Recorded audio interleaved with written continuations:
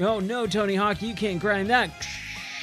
Oh, I didn't see you there. Hi, I'm Ryan Moore, and you're watching the Game or Die channel. And while the stream is getting ready, I'd like to go over a few things that will make the stream much more enjoyable for you.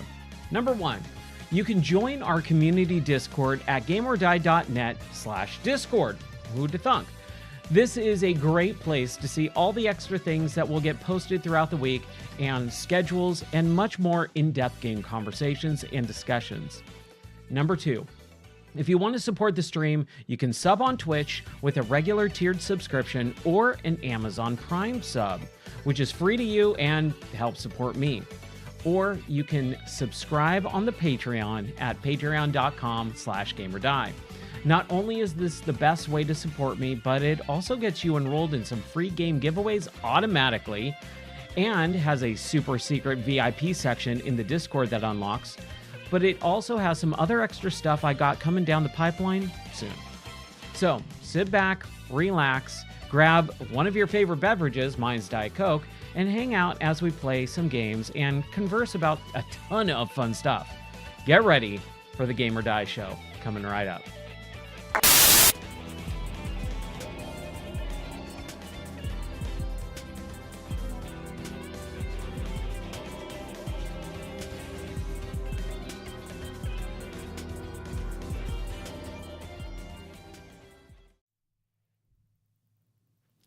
Welcome in, everyone, to the Game or Die podcast. That is right. We're back for the final episode of the podcast for 2025, which is always Game of the Year. Now, just a quick aside here. Oh my gosh, I've been so busy, so crazy busy with life stuff that I haven't really streamed over the last month and a half or so. And it's really been a real crazy time to the point where I haven't really played a whole lot of games either up until the last maybe couple of weeks, about 2 weeks or so, right around Christmas time, because it's New Year's Eve and I wanted to do at least one last stream for the year to kind of close out 2025 and also talk about some video games. Talk about how this year, which was a crazy year in video games, came to be. So we're going to talk about all the normal stuff that I do for Game of the Year. If you're new to the channel, new to the podcast, new to Game or Die in general, on the Game of the Year podcast, I, number one, go through all of the games that I played over this year. Everyone that I beat anyways. Everyone that I completed, everyone I saw the credits to. And then we go through the top 10 games of this year in my own personal list. So it is a little bit different. Unfortunately, a lot of stuff happened this year to the point where I did not get to play as much as I really, really wanted to. What's up, everyone? Welcome in to the Game of the Year podcast. So this is not going to be any gameplay. This is actually being recorded for the podcast as well. So it's not going to be super interactive, but I am going to try and make sure that I kind of monitor chat. But normally the way that it works is I just talk about all the video games that I've been playing over the course of the year. So we're going to start off with the first game that I played back in January 14th is when I completed it. It was a brand new game that actually kind of got suggested to me. It was one of my first, I guess you would call it sponsored games where I got to play it or got the game for free from the developer and played it on stream. And I got to beat it on stream all the way through in a single sitting, which was really, really fun. It was Pirates VR Jolly Roger. Now, this was almost a year ago, so I'm trying to remember all of this, but man, I had a really good time. If you know me, you know that I love VR. VR is one of my favorite things in the entire world. I play VR as much as I possibly can. If I can get the headset on and just immerse myself into a video game, oh my gosh, it is the greatest thing in the world. And one of my favorite things in the world besides VR and video games is pirates. So why wouldn't it mesh together perfectly well? Well, it totally does. Pirates VR Jolly Roger is a game that doesn't take too long. It's first person and it's mostly environmental puzzles. So you're trying to get together certain keys to unlock doors, and you got to go find the things to unlock the puzzle to unlock the key, and that's kind of how it goes until the very end. Not the very end, kind of around the middle point. There's combat involved, and it's not crazy combat for the first part, but I actually struggled. I think I remember dying maybe 2 or 3 times on the first combat encounter because you're in a dungeon setting with a bunch of cells and they're all empty, and you're walking around going, what's going on? And then all of a sudden, skeletons appear. And man, I hate skeletons. Skeletons are one of those things that just drive me nuts. I hate them. They're super creepy, especially in that type of environment. So I died because I couldn't really understand the combat mechanics of it. The gameplay itself is actually really fun, but you have to hold up this lantern and charge the lantern like with a charge shot, kind of like Mega Man, and then you shoot it out, and then the skeletons kind of like stumble back, and then you have to do that 2 or 3 times, as I remember, to actually kill them and destroy them. And because this was a brand new game, it was just released. There was no, day one patches or updates. It's by an indie developer. There was a couple bugs. And so I definitely remember struggling a little bit with that.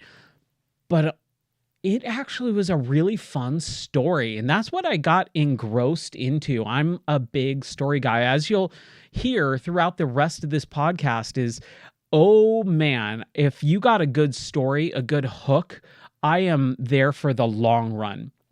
It's funny, I actually think about this a lot as I play games and talk about games over the year. I really try and balance out both gameplay and story. There's a lot of people who are one or the other. Most people are like that. I'm not like that. I really do enjoy and care about stories in games. But if the story isn't good, I can always get on board with good gameplay. If the gameplay isn't good, I could still get attached to the story if the story is good. So it really does need to be a good balance of both. And Pirates VR Jolly Roger was actually a pretty cool, unique story. And it was really fun because at the very end, I beat the last boss, I believe, or I was at the last boss.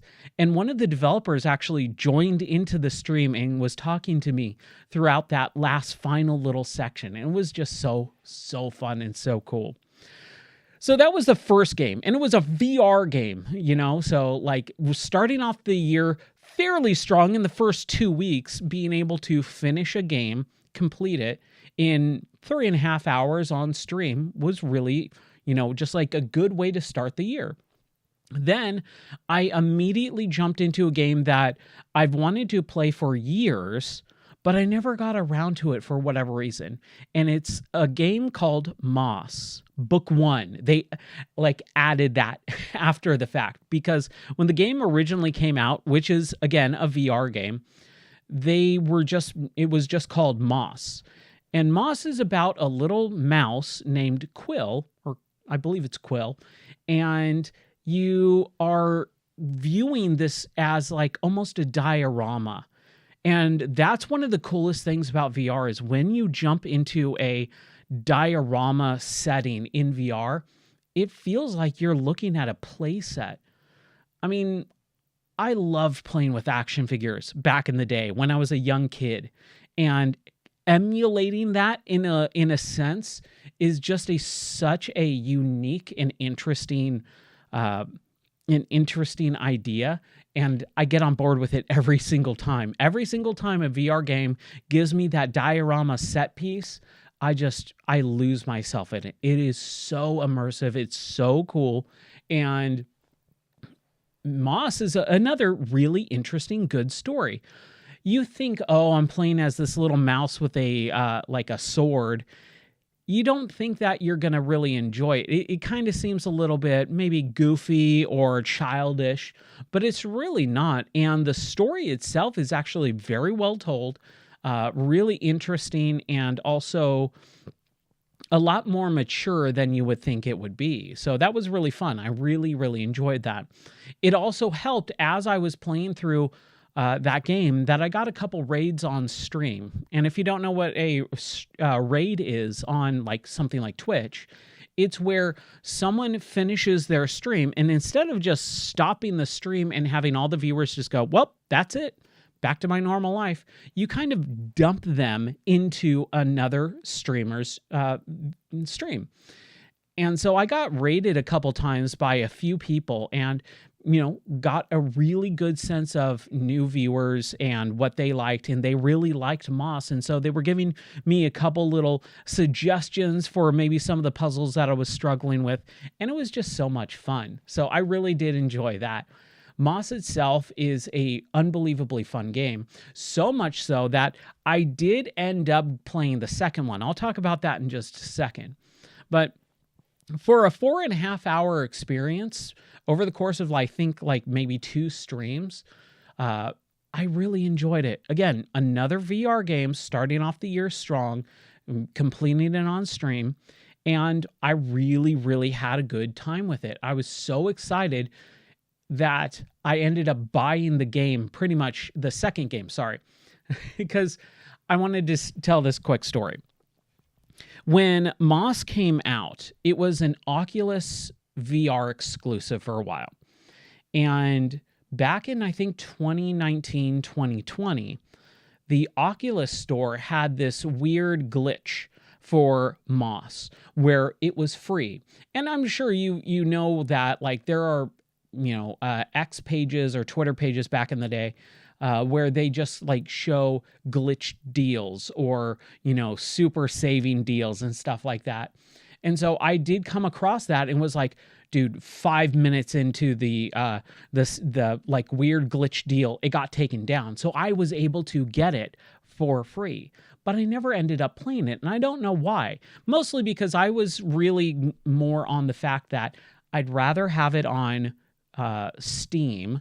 I'd rather not have to deal with the Oculus setup and their software. So I was like, oh, I'll just play it some other day. Well, I ended up just buying it on Steam because the second game did come out, and I bought it in a bundle. So I bought Moss Book 1, which is the first game, and then Moss Book 2, which is the second game. And so, yeah, that's kind of how that happened. I'm trying to remember all this stuff. This was about a year ago, so forgive me with that. Now, in between Moss 1 and 2, I ended up playing another game because of Game Pass. Now, a lot of people have a problem with Game Pass, and I don't know why. I honestly think Game Pass is one of the greatest deals of all time. And I say this every single time I talk about Game Pass. If you're a kid of the 80s or 90s, like I am, I'm 40, and I remember back in the day, after school or on a Friday night or during the weekend, we as a family would go to Blockbuster. And I would always rent a video game on like Friday night and have it for the weekend and return it on like Sunday. Well, that's what Game Pass is. Game Pass is the modern Blockbuster of our time. And it blows my mind that people don't understand this, because Blockbuster allowed you for $5 to rent a video game for 2 or 5 days, depending on how much you wanted to spend and all that. But you could rent a single video game for a few days and then return it, right? Sounds pretty cool. And it was, man, back in the day, everyone loved Blockbuster. Everyone would go. That's why it's a cultural touchstone for so many people. But now that they went out of business, they don't exist anymore thanks to like Netflix, right? There was this big empty, area for renting video games. Yes, you have things and services like GameFly, but nothing really that big. No one really rents video games anymore.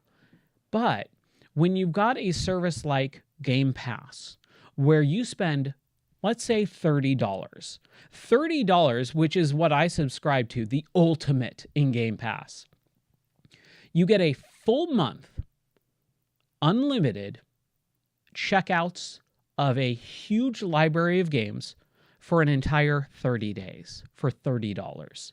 That's $1 a day, basically, right? To play any game out of like 400 on Xbox and PC. And most of them are day and date. Brand new game drops, bam, you have it available to you. You don't have to spend that now $70 for a video game. It's insane. It's a nuts deal that people just are rebelling against for whatever reason. I'm not really sure. I don't get it. Yes, there are some times that the releases aren't very good. But who says you have to subscribe every month all year long, right? Subscribe when you want to, unsubscribe when you don't feel like there's any value there. So something like, and we'll talk about this a little bit later on, a game like Oblivion Remastered come out and bam, I have it available not only on PC, but also Xbox. And not only that, my wife can play on her Xbox and I can play on my PC, and we're only spending the single purchase for the Game Pass subscription for that month of $30. Both of us are able to play Oblivion Remaster, I think, was a little bit lower. I think it was a $50 game. But still, $50 for 2 copies of the same game, that's a pretty good deal, right? For $30. So Game Pass is rad. So as I was streaming every single day or night, every single night for the majority of this year, I have to find video games when I complete a game. I have to find a new one very quickly within less than 24 hours because I also have a day job. So I was searching and I found a new game that came out, Lonely Mountains Snow Riders. Now, Lonely Mountains is now a series because there was an original game called Lonely Mountains Downhill where you are a bicyclist and you start at the top of a mountain and you just ride your way down. The art style is very minimalistic. It's a very low polygon, which is kind of all the rage right now, or it was maybe about a year or two ago. And it was a really Zen-like game where you can kind of just get in this flow state and really just have a good time and not really worry about anything, kind of shut your brain off, because the game is a little difficult. There are a lot of obstacles, you build up a lot of speed, and you don't just like pick yourself back up if you crash your bike and continue on. You start from checkpoints. And out of a, let's say, 4-minute bicycle ride down this mountain when you're flying through, there's a checkpoint maybe every 30 seconds to a minute. So there's only a handful of checkpoints. And if you biff it, which you will during the game, that 4-minute track down this mountain takes 15, 20 minutes sometimes if you suck like I do. So that was kind of interesting. Now, they came out with a second game in the series now, and it's Lonely Mountains Snow Riders. And you guessed it, it's snow-based, right? It's a skiing-based game. Not even snowboarding, skiing.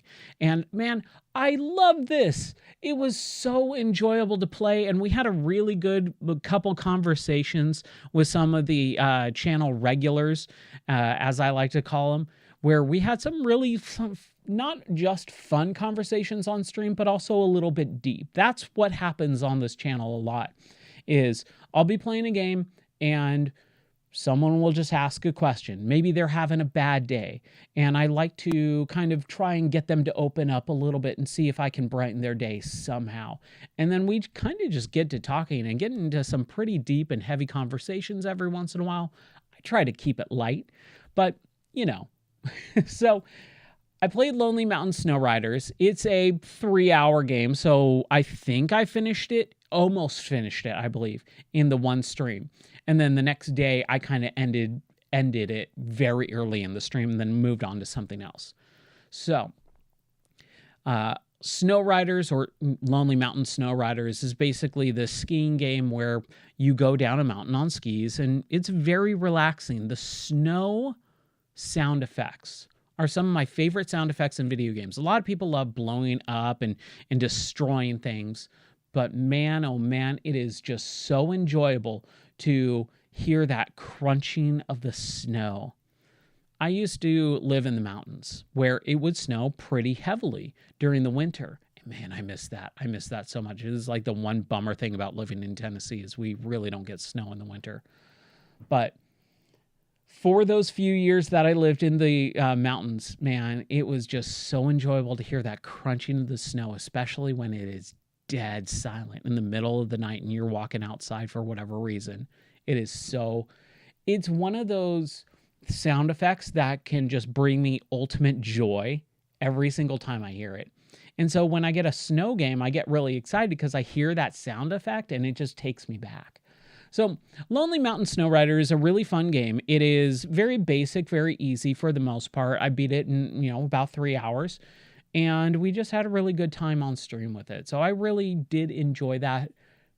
And it was on Game Pass, so I didn't even have to pay anything for it. I think it's like a $15 game, but hey, that's another $15 that I don't need to spend because I have the subscription. Game Pass rocks.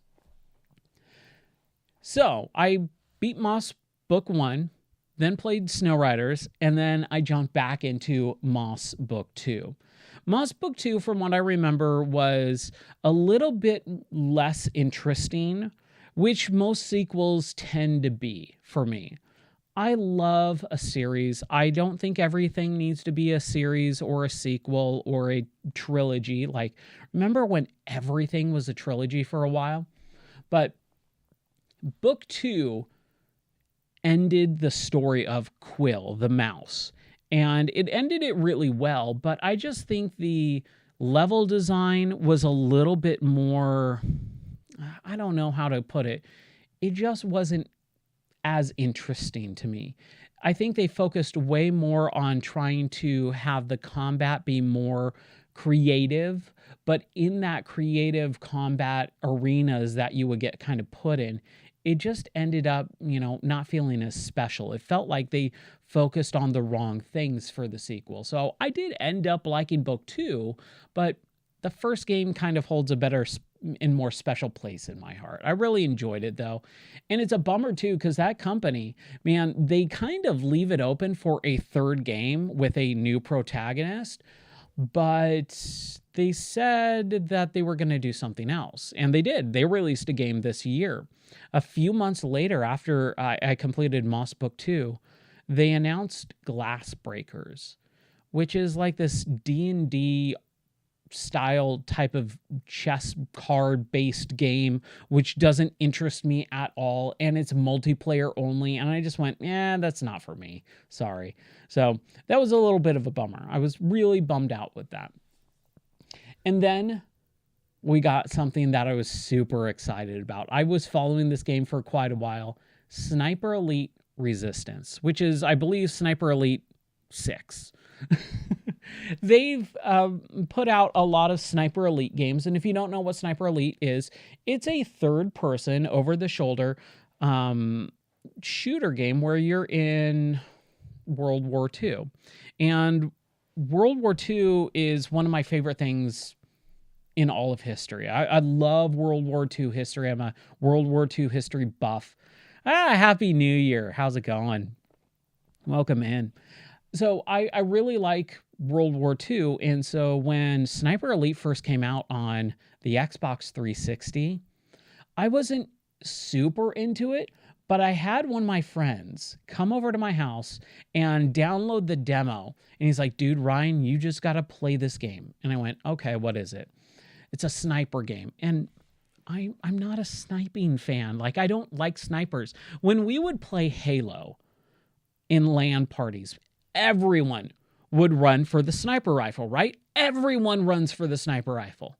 I never did. I don't like sitting there and camping and like waiting for my one shot. I like running and gunning. I like having assault rifles and Uzis and things like that where I can pray and spray. But for whatever reason, unfortunately, I was just never a sniper rifle fan. And every video game that has a gun in it, like the big gun, the special gun, is always a sniper rifle. So my friend was like, no, Ryan, you just need to play this. Just try it out. And I went, all right, cool. I'll try. And so I did. And guess what? I loved it. And the reason why I loved it is because of the slow motion kills. So the original Sniper Elite games had you like perched in an area and you would just pick off like an enemy or two. And you would kind of have to wait for them to get set up where there was a good, clean shot. And when you pull that trigger, everything stops. Time stops. And that bullet travels out of your barrel of the gun all the way across. And you're like 200, 300, 400, 500 yards away from people. And oh my gosh, it's just traveling, not even yards, meters, because it's all taking place in Europe. So you're traveling and you're watching this bullet just travel the distance of, 400 meters away. And it hits them in the skull or in the eye or in the chest. But it doesn't just shoot them and you go, oh, a bullet went into that person. No. It goes full-blown X-ray mode. And that X-ray, where it goes and turns their face into a skull, and you see the eyeball, and that bullet not just pierces the helmet, but goes into the brain, and you see the brain kind of fluctuate with the ripple effect, or their eyeball pops. And it is so satisfying. It is one of the most satisfying just type of moments. That is what that game is. And they've made several sequels of it. And so this year, Sniper Elite Resistance, which I believe is 6, came out. And unfortunately, I did not care for the story.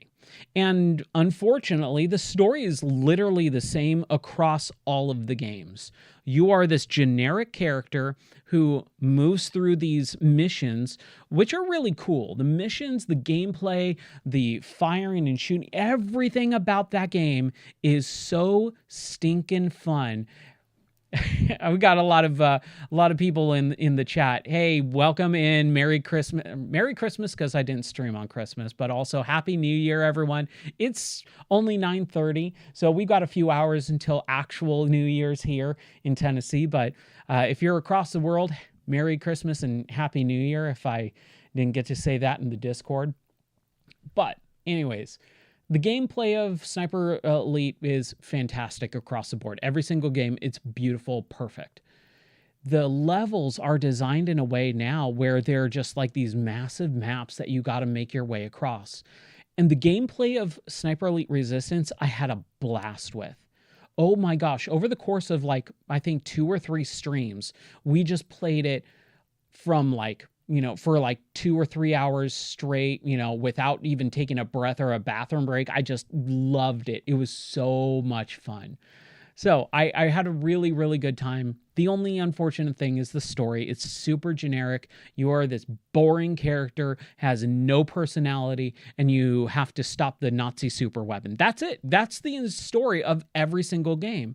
And with the other games in that series, you are playing the same character moving across multiple years and multiple campaigns of, World War II. This one, however, you are a completely different character. I think his name is Harry Stinson or something stupid like that, super generic. And he is the most bland British character of all time. One of the cool things with the original character in the game is, I can't remember, his name's Hans something, not Hans Gruber, but it's Hans Franzenstein. And you are a German, but you are an American German, and you are fighting the Nazis. So you're a traitor to your own people, but they're Nazis, so why wouldn't you kill them? It's a really cool environment and story, but they just do a poor job with the actual plots. And that's just kind of how it goes. So it was kind of a little bit of a bummer, but hey, whatever, right? And then the new character is just garbage. Just the worst. I hated him. You never want to have your player, if you're a designer, you're making a game, you never want to have the player hate the character they're playing. And that's kind of how it felt for me. So all the levels were super fun. All the missions were super fun. All the shooting and everything like that, and sneaking around and trying not to die, because, man, if you get heard, like, your gunshots ring out. There's an echo. And there's other snipers in the level, like, scoping out certain areas that they know people would be at. So if you see like a little bit of a flash of a sniper scope in your scope, you know, oh, they see you, they spot you. So you got to run and duck and hide and, you know, find another place. It's a fantastic game. You can see and hear that I am super excited about this game. It's just the plot and the main character sucks so bad. So, yeah, you know, it was, again, another Game Pass game. And so I didn't have to spend money on it. I completed it within just, you know, let's see, about 10 hours. It's a 10-hour game. I had the subscription already, so I didn't pay anything extra. And I beat that, and it was just a fantastic game, just a really crappy character and plot. So, yeah. And then I actually got to play this next game very early on. I got to try this game out. I was in the Discord for this game and got an early copy, an early release to do a video on. I recorded myself playing through the entire game, and it's a game called Cold VR. Cold VR is really interesting because it is basically taking what a game called Superhot did years ago. If you don't know what Superhot is, it was like this phenomenon in gaming back in like 2015, 2016. And it's basically this game where you are in this weird abstract Matrix style world. And when you move your body, time moves. And when you stop, nothing moves. But it was never actually that. And this is the thing, like, you hear the tagline of when you move, time moves, but it's always a very, very, very slow time progression. It's ultra slow-mo. All right. That's really what the mechanic is. It's not, if you don't move at all, like, you don't get to just look around and view the environment when people are coming at you. No, they're moving at you no matter what. It's just they're moving very slow so you can kind of move around. It's like the newer modern X-Men movies. Remember, like, First Class or Days of Future Past? And they would always have like their super cool hero scene with Quicksilver. Quicksilver scenes are always like the most memorable because he's moving super fast and everything's in slow-mo. But thing is stuff is still moving. Time is still moving. That's what Superhot is. And then the tagline for Cold VR is basically that, but in reverse. And I went, wait, what? And I always had a really hard time understanding what the game was. And then I got to play it, and it's basically Superhot.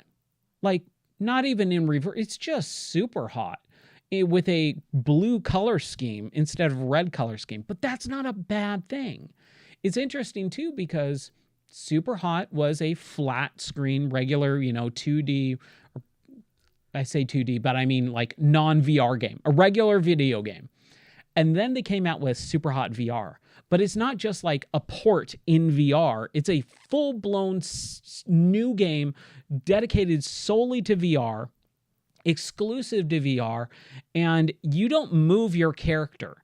You turn and twist, and you get to view your environment in 360 degrees, but you actually cannot physically move your character. You just have to shoot. And so all these characters are coming at you and all that stuff. And then they came out with a third one. I think it was called Superhot Control-Alt-Delete, and that was like a roguelike. Oh, man, I hated that game. I had such a bad experience with that game. But Cold VR is pretty interesting. It's pretty fun. And I always liked the color scheme of blue and white, and that's what this is. The game is super abstract. Like, there's no real textures on anything. Everything is a very low polygon, and you're running around these environments. And what really is cool about Cold VR is they actually did a bunch of FMV cutscenes for this. So they have like a whole story in the FMV cutscenes. I don't think it works extremely well, and you kind of tell the twist immediately. But for an independent solo developed game, and I mean solo, it's a single person making this game except for the VR cut or the FMV cutscenes. He did everything. And man, it inspired me. It made me want to develop. I went, man, if this guy can do it, I think I could do it. I've developed before. Maybe I should take another crack at it. And I started. I got a little bit into development, and then kind of everything went haywire for the rest of the year. And I'll get into that a little bit later. But Cold VR is a really interesting game. Support indie developers. We'll talk more about that later on in the podcast. But oh my gosh, it is something unique. And we don't get a lot of uniqueness in video games anymore. It's all, sequels and remakes now. So it was really fun to be able to play something like that. And then during the early month of March, I ended up playing through one of my favorite games of all time, A Kingdom for Keflings. And if you're watching the live stream right now, it's up in the right-hand corner playing. A Kingdom for Keflings is an old Xbox 360 game from around 2008, I believe. And this game holds such a special place in my heart. If you've watched me play it, heard me talk about it in the early episodes of the podcast, we're on episode 97, I believe, of the podcast. Back in like episode 8, I think I talked about A Kingdom for Keflings. So Kingdom for Keflings is basically this god sim where you are a giant, and it used your Xbox 360 avatar. Remember the avatars when the NXE, the new Xbox experience, when they replaced the blade system from the Xbox 360 and went with that Metro design that they were starting to try and work in? Well, I'm sorry, that was the third iteration of the operating system for Xbox 360. It was the Blade system originally with the launch 360 in 2005. And then in 2008, they switched over to NXE, New Xbox Experience. NXE, New Xbox Experience. And that introduced avatars, which were these really crappy animated characters that were supposed to be like our persona or avatar for the whole Xbox ecosystem. And it was just garbage. Like even back then I hated it, and I hate it even more now because Rare made those, and Rare was just like, they made GoldenEye 007, Perfect Dark, Conker's Bad Fur Day, Banjo-Kazooie. They made all these amazing Nintendo 64 games, and when they got bought by Microsoft, they made Perfect Dark Zero and Cameo and Grab by the Ghoulies, and then they just were on Avatar duty for like a decade. It was just terrible. So I have a big sore spot about that. But A Kingdom for Keflings is made by Ninja Bee. And Ninja Bee just is like this small little developer. And they made this really cutesy, soft-spoken style type of game. We now, in modern times, would call it cozy games. I'm not a big fan of that term, cozy games, but it's a huge genre in indie gaming right now. And so I was really like just kind of taken aback by this game when it came out on Xbox 360. So I've told this story, so I'll try and keep it short, but I've told it a couple times on the podcast whenever I bring up this game. In 2008, when this game was released, I was living in Denver, Colorado, and I was 1,200 miles away from any family or friends. It was a real lonely time for me. I loved it. I loved being out there, and I wanted to be out there, and I'm really glad that I did move out there for a year, but it was really lonely. And so on Christmas Eve, I have this tradition that I've done most of my life. This year I didn't get to do it, unfortunately. And I try and do it pretty much every year as much as I possibly can, where I stay up all night on Christmas Eve playing a video game and beating a video game. So like a 6, 7, 8 hour, 10-hour video game or whatever, I just sit there and play through. I picked up this game on Christmas Eve and I played it all day long on Christmas Eve, all night long into Christmas morning. Around like 7 o'clock in the morning, I went, okay, I'm done. And I finished the game. I had a blast with it. It is such a fun little cozy game that you just can turn your brain off to. Kingdom for Keflings is in my top 10, I believe. I haven't looked at my top 10 for quite a while. You can go back to episodes 2 and 3 of the podcast, and I actually recount my personal top 10 video games of all time. And that was back in 2019. So it's due for maybe a secondary look and maybe reordering some stuff, moving some stuff out and putting some new stuff in. But Kingdom for Keflings is so fun. It's this game where you basically are a giant and it's resource management. So you're in this like little forest area and these little Keflings, just humans, let's just call them humans, and you're a giant. So these little humans come out and say, hey, help us build a city. And so you say, all right, I'm going to pick you up, this little human person. I'm going to put you at a tree and I want you to cut down trees. That's your job. That's your only job, is just cut down trees. So any tree you see, any tree you walk across, any tree that's near you, you cut it down. So they do that and they just build up this stockpile of lumber.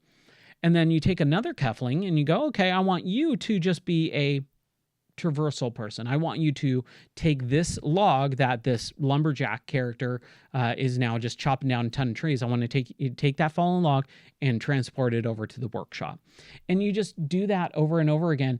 And what's really cool about Kingdom for Keflings is there are no enemies. There is no antagonist. There's no ticking clock. There's nothing other than you trying to achieve building out the city for these Keflings. That's it. That's the only goal of the game. And you have one of the best soundtracks in all of video games to do it to.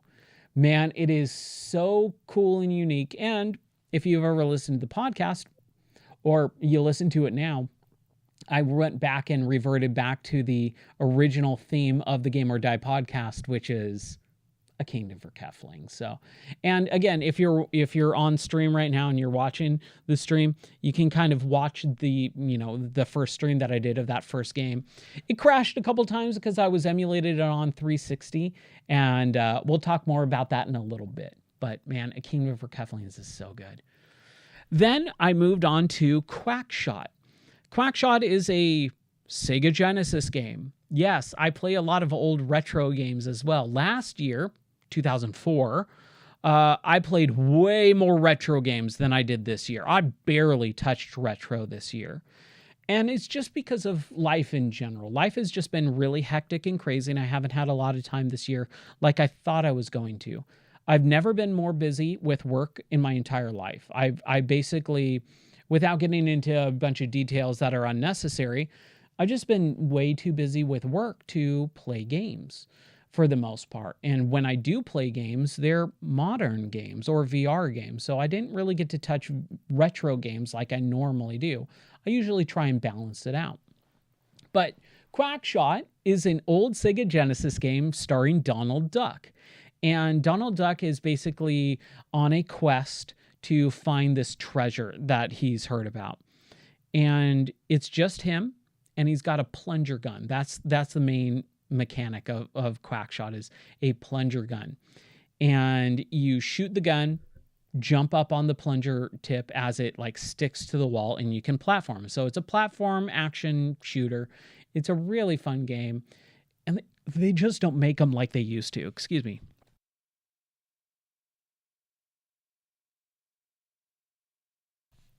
My throat might get a little bit scratchy, and that's because we've been dealing with building out the insulation in the studio, which is really, really nice. It's we just completed it a couple hours ago, And man, I couldn't be happier. Anyways, back to Quackshot. It's an old Disney game on the Sega Genesis. It's a platformer. They don't make them like they used to. It is just unbelievably fun. I played it a few times on streams over the last couple of years, so I don't need to go super in depth into it, but that was a really fun game. Then we got to the Midnight Walk. Now, the Midnight Walk is not only a flat screen regular video game that anyone can play, but it is also VR compatible. And I played it in VR, and I had a blast with it. The Midnight Walk is not just an interesting game, but it is also a beautiful, breathtaking, haunting video game. It's basically a darker Tim Burton style Nightmare Before Christmas game that follows the antics of your character walking down this lonely road in this weird other world. But there is another character that's kind of like helping you walk down this lonely road called the Midnight Walk. And the character's name is Pot Boy. Pot Boy is made to be a mascot. He's very similar in look and style to Sackboy from PlayStation, the Little Big Planet series, right? But Pot Boy is claymation, and the entire world and everything about this game is in claymation. And you would think that wouldn't work very well, but man, if you go back and play games like the Neverhood or Skull Monkeys, by the way, I actually know the developer, one of the developers of Skull Monkeys, and man, he's a really cool dude. But the claymation aspect of the Midnight Walk is what kind of drew me in. But the story, man, it is dark and twisted like a Tim Burton game or story. And it is just so interesting. I loved every moment of it. The only one thing is in the very, very beginning of that game, when I was starting that stream, I got so stuck for like 15 minutes on literally like the first minute of gameplay. And it just did a really bad job of making you understand how the inventory worked. So the inventory was like, oh yeah, you got a key. Oh, I found the key, but how do I use it in this door? Because I know that the key needs to go in the door. How do I get it? And I was pushing every button. I had like comments on stream. You got to pull the key out. And I'm like, I'm trying. And so I had to turn the game off, restart it, do it again, and spend like another 5 minutes fumbling around. And somehow I just used the key. And I went, okay, cool, whatever. And we moved on. And you just never really have to do that ever again in the game. So it was just really, really weird. And that was the only time I got frustrated with that game. And then I think at the very, very, very end, I had a weird glitch. But it was only for one thing. I died, restarted, and then moved on. But yeah, the Midnight Walk it's one of those games, and we'll talk about it a little bit later, where it might not be the best game, but it's a game that spoke to me. And I value that much more. And I see games that are trying to evoke a certain style or emotion to the player. And when they do that and they do it well, that means so much more to me than a big blockbuster game like Call of Duty or whatever ever could. So I always hold those in higher regards, and remember that when we get to the actual top 10 list later at the end, because I have to have something that speaks to me personally that I would put on a top 10 list, or, say this is a great game, as opposed to just saying, yeah, it's a game that is really well made technically, or it's designed to appeal to the biggest demographic. But when it appeals to the smallest demographic, which is me, that means so much more to me, of course, right? So that's kind of my just initial thoughts on a Midnight Walk. Then we got Doom: The Dark Ages. Now this one's pretty weird because I was never a Doom guy. And go read my thoughts on the website, my review of Doom: The Dark Ages if you want a little bit more, but I'll expand on that in a moment. Last year, I played through the entire Doom series for the first time. Let me say that again. I played through the entire Doom series for the first time last year. Sure, back in the early 90s when Doom came out, we had a PC and I played a little bit of it, but I grew up, in a Christian home, and Doom is all about the devil and hell. And so my parents put a kibosh on that right quick. I was not allowed to play Doom. And when I would hear people talk about it over the years, I was like, man, really? Why does everyone hold Doom in such high regard? I never got it. I always liked Wolfenstein. Wolfenstein 3D was always my game that I played back in the early 90s. My parents were fine with me killing Nazis, but Doom and going to hell and fighting Satan and all this with demons, just no thanks. No, I was not allowed. It's really interesting because when you kind of actually look at what the game is, you're going to hell to fight demons and kill Satan. So, there's that. But I never played Doom. Really. I played like E1, M1 like 50 times, over the course of my childhood, but I never really got into it. I was never allowed to play it, so it was always at someone else's house, and I just never got into it. Then, last year, when I started streaming every night or multiple times per day, I was like, dude, I got to play some VR.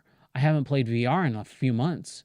So I ended up going, you know what? Here's a cool little challenge. Let's play through Doom. I haven't played through Doom ever. And instead of just playing it on the regular computer, let's play it in VR. Because there's mods to play Doom in VR with the brutal Doom mod, which is just making it way gorier and way more modern with like better graphics and stuff like that. It's still all pixelated. Old school Doom is it's a lot more fluid.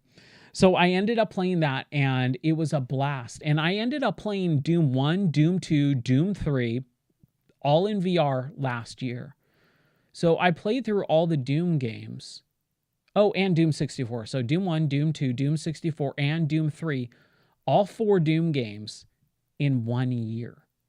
And in VR, all of them were in VR, and it was awesome. So coming into 2025 with a new Doom game, I was like, all right, cool, let's do this. Because back in 2016, when they redid or rebooted Doom to Doom 2016, I did buy it and play it, and I played it all the way through, and I was like, it's fine. I really didn't like the glory kills. I thought they were super boring and just like I saw everything the game had to offer within the first 20 minutes, right? It's just the same kills for the entire game. I just got really, really bored. So this is what I did. I played Doom: The Dark Ages all the way up until the final night of the stream. I was like maybe 3 or 4 hours. No, I take that back. I was like 6 hours away from completing Doom. But my wife had to go to the airport early the next day around like 5 o'clock in the morning. And I start my streams at 11. So I had a 5-6 hour, window to play Doom. And that last night, a mod came out for Doom: The Dark Ages to play it in VR. If you don't know, there's a guy named Luke Ross that does VR mods, and he made a mod for Doom: The Dark Ages. And so I got it, I installed it, I got it all set up, and we played the last final 5-6-ish hours of Doom on stream in VR. And I was probably the first person to do that on stream in the world, because that mod dropped and within 45 minutes I was streaming. Like I got it, I installed it, and clicked stream and go live. So I was like the first one to do that. No one else did that until like later on the next day. So, and then they were making videos and all that, and I'm just not that type of person. Unfortunately, Doom: The Dark Ages is not that great. It's another it relies way too heavy on certain aspects, like let's say there's this color scheme, the parry system, where projectiles are being shot at you and they're color coded. So anytime a green projectile shoots at you, you can parry it, which means you like block it and then time slows down and then you can go in for the kill. Now that sounds cool, but in reality, that makes it so that every enemy, you just wait for the green shot, and it takes away a lot of the agency of the combat. It takes away a lot of the urgency, and it just ruins the gameplay, unfortunately. So I was not happy about it. I had a good time. I think it's a solid, I don't do ratings on video games, but I would say it's a solid 7 out of 10. Like, it's not great, but it's not bad. It's just fine. It's okay at best. So yeah, it was kind of a little bit of a bummer because I had all that momentum of being able to play through all of the Doom games, last year. And then this year, a new Doom game comes out. So I was all excited. And unfortunately, it's just not that great. So yeah, I was kind of a little bit bummed out about that. Then we went back and we played through a game that I tried to play through when it came out. And then last year I tried to play through it and I kept having a bunch of issues. And this is Star Wars Squadrons. Now, I love Star Wars, or I used to. I used to be a huge Star Wars nerd. I love Star Wars. I remember going to see the special editions back in 97 when they released in theaters.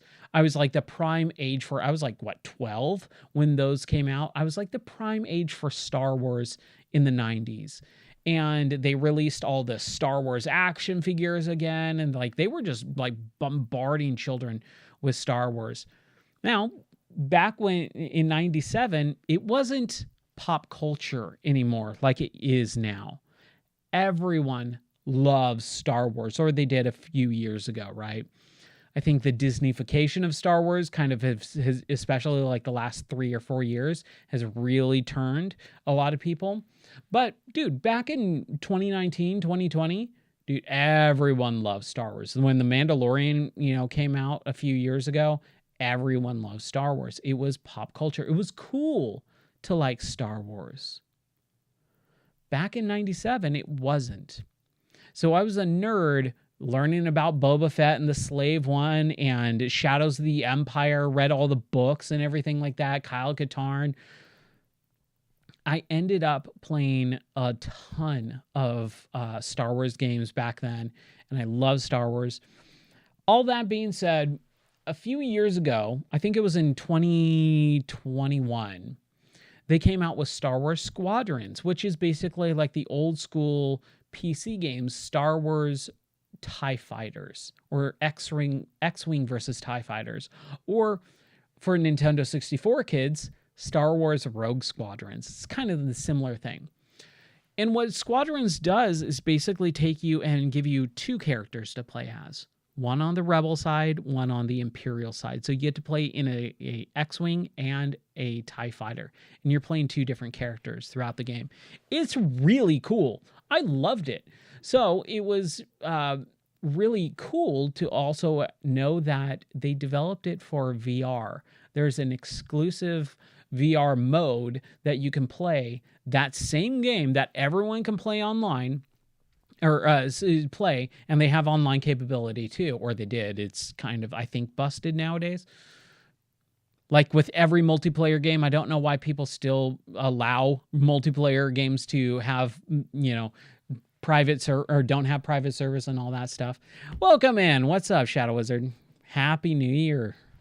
We're still 2 hours away from New Year's, so it's only 10 o'clock here. But yeah. So we were playing through Star Wars Squadrons last year, right before we moved. I made it Game of the Month, I believe, last year. And unfortunately, I had to stop because there was so many crashes. The game would just always crash. So I wanted to play through it, and I was like super big into VR this year again. So I did a lot of research. I did a lot of soul searching and web searching and all that stuff. And I finally was able to mod the game a little bit with certain like INI file fixes and things like that to be able to stream and play in VR all the way through Star Wars Squadrons. And it was rad. It's such a bummer that these companies don't take risks anymore, because Star Wars Squadrons is a good game. The storyline, even for the most part, is good.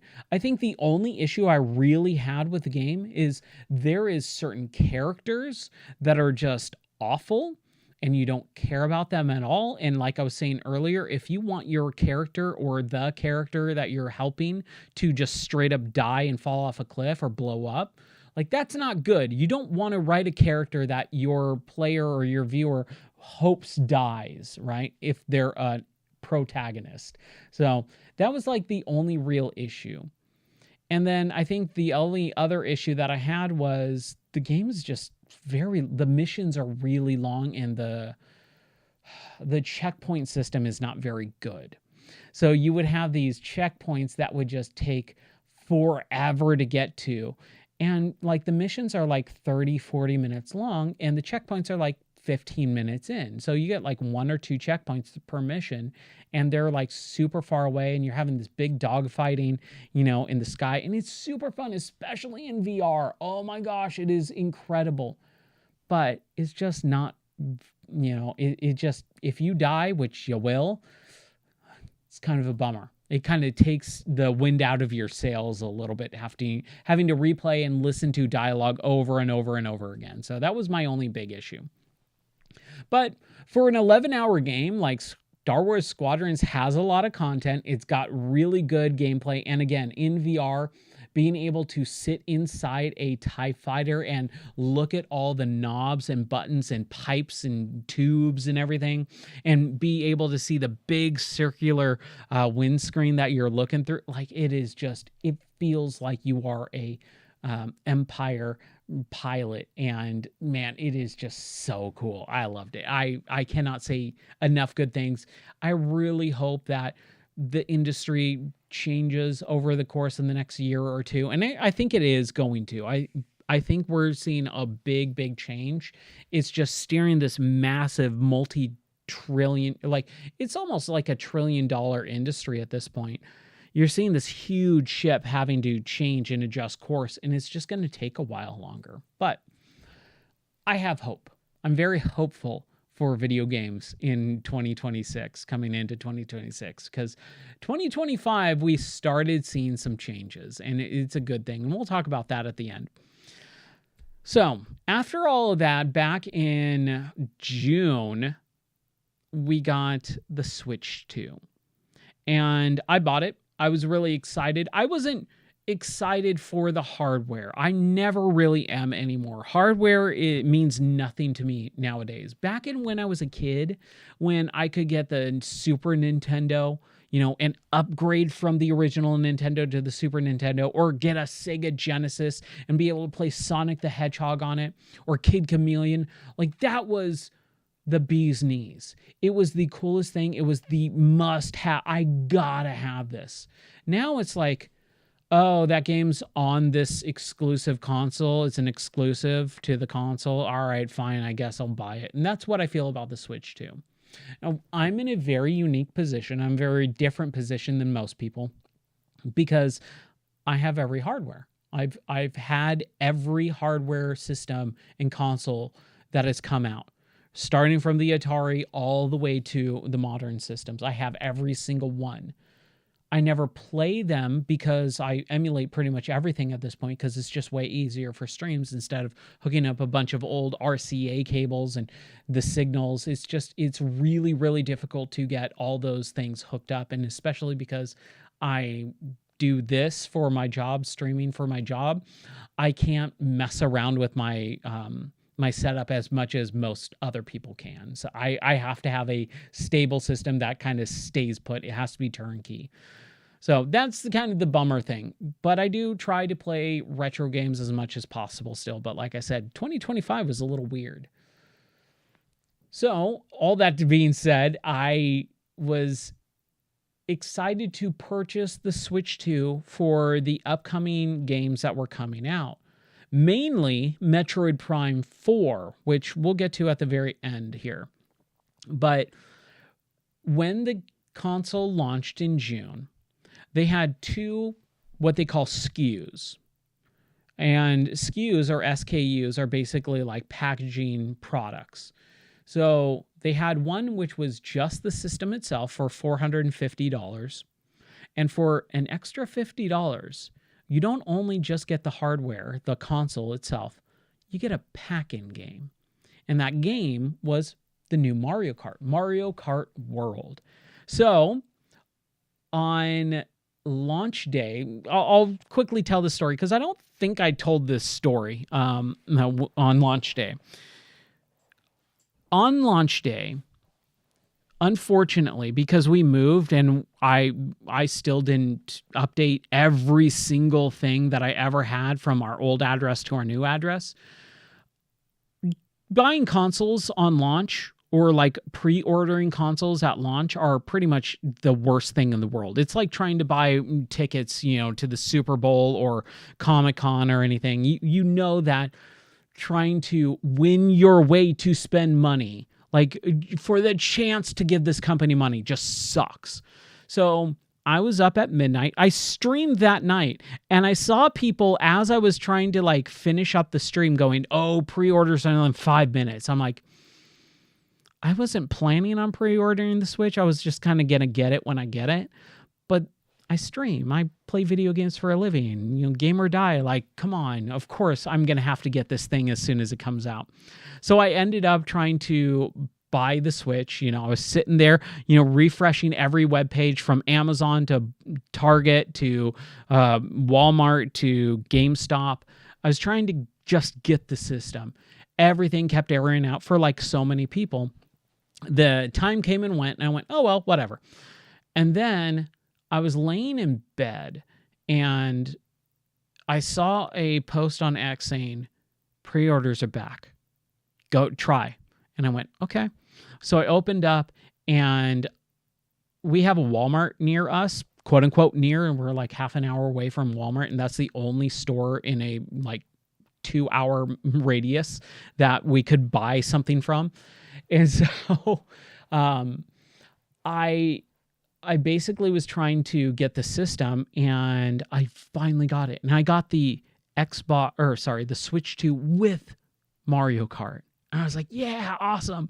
Because they did say Mario Kart is a $79.99 game. It's an $80 game. And man, what an insane thing that was. I don't think we need to go into that. I think I talked about it on the podcast back during that time, but I was super excited because I got it. Unfortunately, I didn't update my address from when we moved to our new house. So on launch day, and it wasn't even this launch day because I tried to have them change it because I saw that after the pre-order went through a few days later, they're like, make sure your address is, correct. And I went, oh, it's not. It's our old address. So it says, click here and change it. I clicked there on the website. It's like, you can't update your address. Call us. I tried calling. They're like, sorry, we can't do anything. It was like this 5-hour ordeal of going and calling over and over and over again, and to the point where it's like, there's no way for me to get this system delivered to our new address. They refused to do it. So on launch day, my wife had to go drive to our old house and pick up the Switch 2. And man, thank God for my wife, because I would have had a meltdown. I was also working that day, so I couldn't have done it. And man, it was just a whole ordeal. However, all that being said, I was able to get the Switch 2. I was able to play the Switch on launch day, or the Switch 2 on launch day with Mario Kart World. And we had a really fun time. I don't hate the game like most people do. However, I think it's a very it is a awful it is an awful reasoning for $80 to be the new price tag for new video games. I do think that they are going to walk that back. I don't think I've seen any other Nintendo game be $80. I could be wrong, but I think they really learned their lesson that no one's willing to pay $80 for this game. I got it for $50 because of the bundle. It just made no sense, but we played Mario Kart World. I think it's a fine game. It's a game I'll probably never load up ever again. Unless I do a series, full playthrough where I play Super Mario Kart 64, Mario Kart Double Dash, Mario Kart Super Circuit on the Game Boy Advance, right? Like, I'll do all of those, and then when we get to World, I'll play it really quickly and then forget it even exists again. Because it's just such a watered down version. And that's kind of what Mario Kart is. So it's not something that I really care for.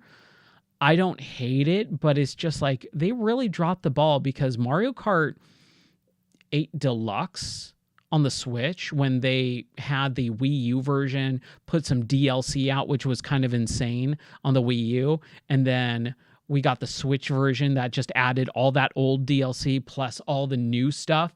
And they started adding in, what was that? All the different waves of DLC. Like, that actually elevated Mario Kart 8 to the top tier of Mario Karts. Like Super Mario Kart 64, Double Dash, 8. Like that is it. That is the pantheon of Mario Kart games. Because you get all those new courses, and some of the new courses are freaking awesome. So I really did enjoy that. So we played that, and then later on that night, because the Switch 2 was brand new, we were going through the menu, and I don't know why this is a Switch 2 exclusive thing, but they added GameCube emulation to the Nintendo Switch Online, which is basically an expansion pack. Which is their basically virtual console or just emulation. Virtual console is emulation. Switch Online or Switch Online pack or expansion pack or whatever, it's just emulating those old games. So they have a GameCube, and you got F-Zero X, F-Zero GX, which is the GameCube F-Zero, Wind Waker, Zelda Wind Waker, and then Soul Calibur 2. So I ended up playing through Soul Calibur 2 on the end of that stream, and it was really, really fun. I enjoyed it a lot. And then after that, like a month later, back in July, I believe it was, I ended up finally getting access to the second Kingdom of Keflings game called A World for Keflings. Now, A World for Keflings is a little bit odd, because A Kingdom for Keflings took place in one single setting. It's like a 10-hour experience or a 15-hour experience, and it's just really relaxing and fun. You don't really do a whole lot. There's a little bit of a story there. There's a couple characters that you play with, but there's not much there. A World for Keflings takes that gameplay and just gives you different settings and locations with different characters as well. So you start out in an ice world, and you're helping these two Eskimo brothers build out this ice world city for them. And then there's a dragon that comes in, and you have to shoo away the dragon, but the dragon takes the princess, and, it's just like they added a ton of story to it. And it works for the most part for what that game is. But I didn't find it as enjoyable as A Kingdom for Keflings. Keflings 1. I'm just going to refer to it as Keflings 1. So A World for Keflings, Keflings 2, came out, and again, it's an older game. It came out in 2010. So 2008 for A Kingdom for Keflings, Kefling 1. Keflings 2 came out a couple years later on the 360. But it's never been on PC or on Steam anyways. So I was part of the beta testers for it, which was really cool. I got to play through that game multiple times over the course of a couple weeks before it got announced and put on Steam. And it's just really fun. Now, there are also DLCs to A World for Keflings, and I'll talk about that in a little bit, but it was a really fun, enjoyable time. This summer, I mean, this whole year has been crazy. It's been a very, very sporadic, unenjoyable year for me. It's been a pretty bad year for me, to be completely 100% honest. But there was a couple, gaming-wise, there was a couple highlights, and A World for Keflings was one of them, because I never played through that game. I got to the very end. It happens quite often for me where I get to the very end of a game and for whatever reason I put it down, whether I just get too busy and I can't get to it and then I forget about it, or I get stuck on a final boss and I'll go, oh, I'll come back to it, and I forget about it and, drop off. But I was at the very end and I never finished it. So I got to finish A World for Keflings this year, which made me really, really happy to say, I've done that one too. So that was great. And then Tony Hawk's Pro Skater 3+4, which is a remake of 3 and 4, just like they did with Tony Hawk's Pro Skater 1+2 back in 2020. So I ended up playing through Tony Hawk's Pro Skater 1 and 2 because I played it in 2020 right before we moved out here to Tennessee. When we were still living in California, it came out right around my birthday. I think it was like September 12th. So I ended up playing that around my birthday and having a blast with it. I love the Tony Hawk series. I played it multiple times on stream, just to throw it on it, to have a good time. And I really enjoyed replaying Tony Hawk 1 and 2. I have really fond memories of those original versions of those games on the PlayStation 1 and the Dreamcast and the Xbox. Not a lot of people know this, but they actually have a Tony Hawk game on the original Xbox called Tony Hawk 2X. And when that game originally came out, I didn't play it because I went, I've already played Tony Hawk 2. Who cares? Oh, they have an extra level. Ooh. But no one knows this. Tony Hawk 2X on the original Xbox is a remake of Tony Hawk 1 and 2. So it's basically the same thing as what we got with Tony Hawk Pro Skater 1+2 in 2020, back on the original Xbox in like 2002. Crazy, right? So I played through the remake, the 2020 remake, and then I played through Tony Hawk's Pro Skater 3+4. Now, I'm going to say this. Tony Hawk's Pro Skater 3, not a game I really care for. I don't like the levels.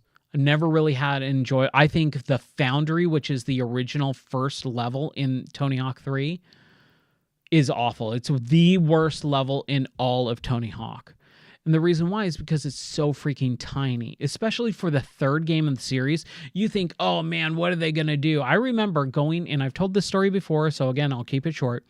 I remember going to my cousin's house when Tony Hawk 3 came out. My cousin called me up and said, Ryan, you got to get over here. We have Tony Hawk 3. And I went, yeah. Well, Tony Hawk 3, I remember being a PS2 game, right? But it actually was also released on PlayStation 1. And he had the PlayStation 1 version. And man, it looks terrible. It looks awful.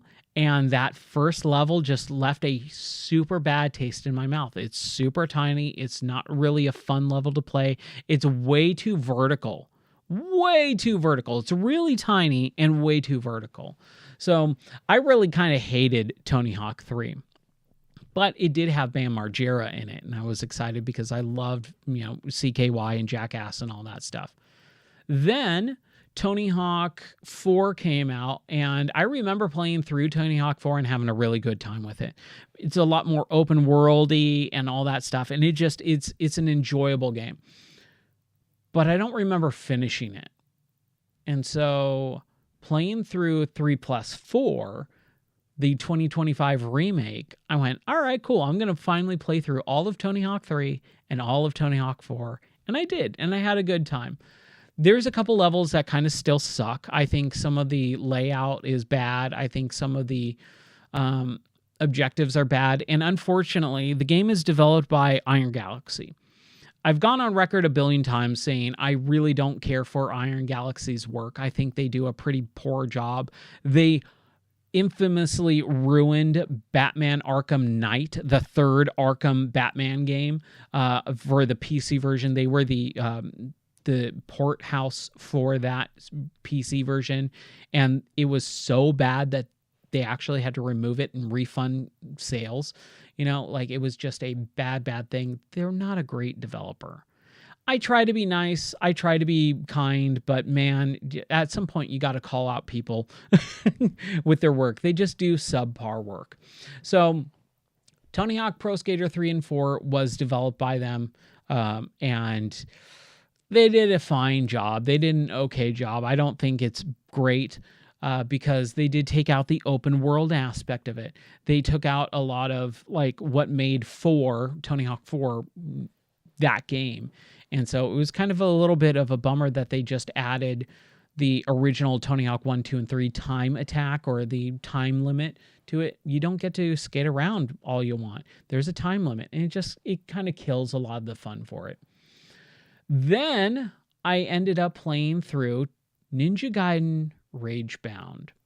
Now, it's really interesting because this year they've gone on record saying, I believe it's Koei Tecmo and Bandai Namco are like in conjunction making these ninja games, like Ninja Gaiden 4.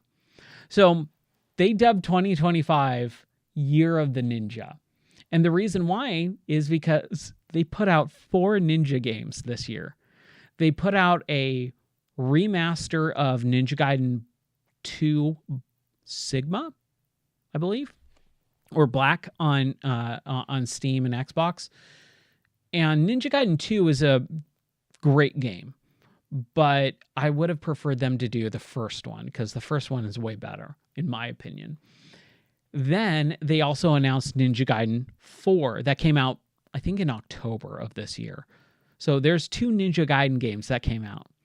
And then they did a third Ninja Gaiden game, but it's a side-scrolling retro pixel game. And it was like, wait, what? Like in the classic early NES-style Ninja Gaiden series, we got a new one. And that's called Ragebound. And then they also did a new game, a new Shinobi game as well. I'll talk about that in a little bit. But Ninja Gaiden Ragebound was the first game that I did not play on stream this year. Over the course of the last 2 years, I have played all my video games on stream up until, what was it, July, 30th or something like that. Like late July, I believe, is when I played Ninja Gaiden Ragebound. And I didn't play it on stream. And the reason why is because there's been a lot of health issues for me being in the studio where it's either too hot or too cold. And so I've been working, around the year trying to fix this situation. And it finally kind of like all came together today, which is really nice. But over the course of the last year, being in the studio, I've either been freezing cold or burning blazing hot, having to have heaters or fans going 24/7. And it's just been a very uncomfortable, uncreative environment for me. So when Ninja Gaiden Ragebound came out, I was like, dude, it's too hot in the studio. I can't stream this game because I have to have a fan. It gets like 90 degrees in this room. It's just a hot box. There's no air conditioning. There's no way for me to open a window because the window just would let more heat in. So it was just kind of a whole issue. Now, Ninja Gaiden Ragebound is a freaking awesome game, and I love it to death, and I think it is amazing, and I cannot believe we got it. Like I said, it's a side-scrolling action platforming, hack and slash game of the original Ninja Gaiden series. And it is just unbelievable that we got that this year. And it's so fun. Then comes Donkey Kong Bonanza on the Switch 2. It's interesting. The Switch 2 did this really interesting or cool thing. I'm going to stop trying to say interesting so much. I noticed that I'm saying it a lot this podcast. Donkey Kong Bonanza was like the second game, and I was not going to buy it. I have no interest in Donkey Kong. However, I had a Switch 2 that was basically just collecting dust from literally the second day of it being out of the package, because I already beat Super Mario Kart Mario Kart World on launch day. And then after that, nothing, right? There's no other games. They're all ports of games that I have on PC that I beat years ago, like Cyberpunk. Like Cyberpunk I beat in 2021 in VR on my PC. I could go play that right now and I don't have to spend $70 on it. So like I wasn't going to just buy a bunch of games for my Switch 2. So once I beat Super Mario Kart World, like it just collected dust for an entire month. And then people were talking about Donkey Kong Bonanza, the new game. The next month there's a new Donkey Kong game. And I went, well, last year, again, I did play Donkey Kong Country 1, Donkey Kong Country 2, Donkey Kong Country 3, Donkey Kong Country Returns, Donkey Kong Country or Donkey Kong Tropical Freeze, and Donkey Kong Country Land 1, 2, and 3 on Game Boy. So I played 8 Donkey Kong games last year on stream, and I had a really fun time with them. So why not play another Donkey Kong game? So I'm sitting there on my Switch 2 for the first time after a month, and I'm looking at the trailer, which I never do. I never watch trailers for video games. I don't need to. I've been playing games most of my life, pretty much all of my life, almost 40 years at this point, and I don't need a trailer to tell me if a game's going to be good or not.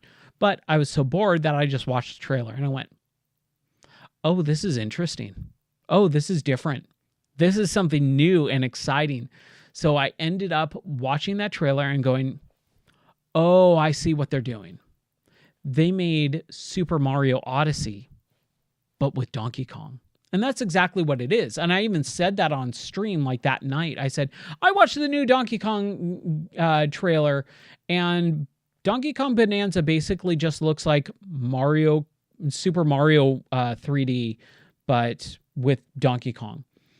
And come to find out later that, yes, it's the same team, same development studio that made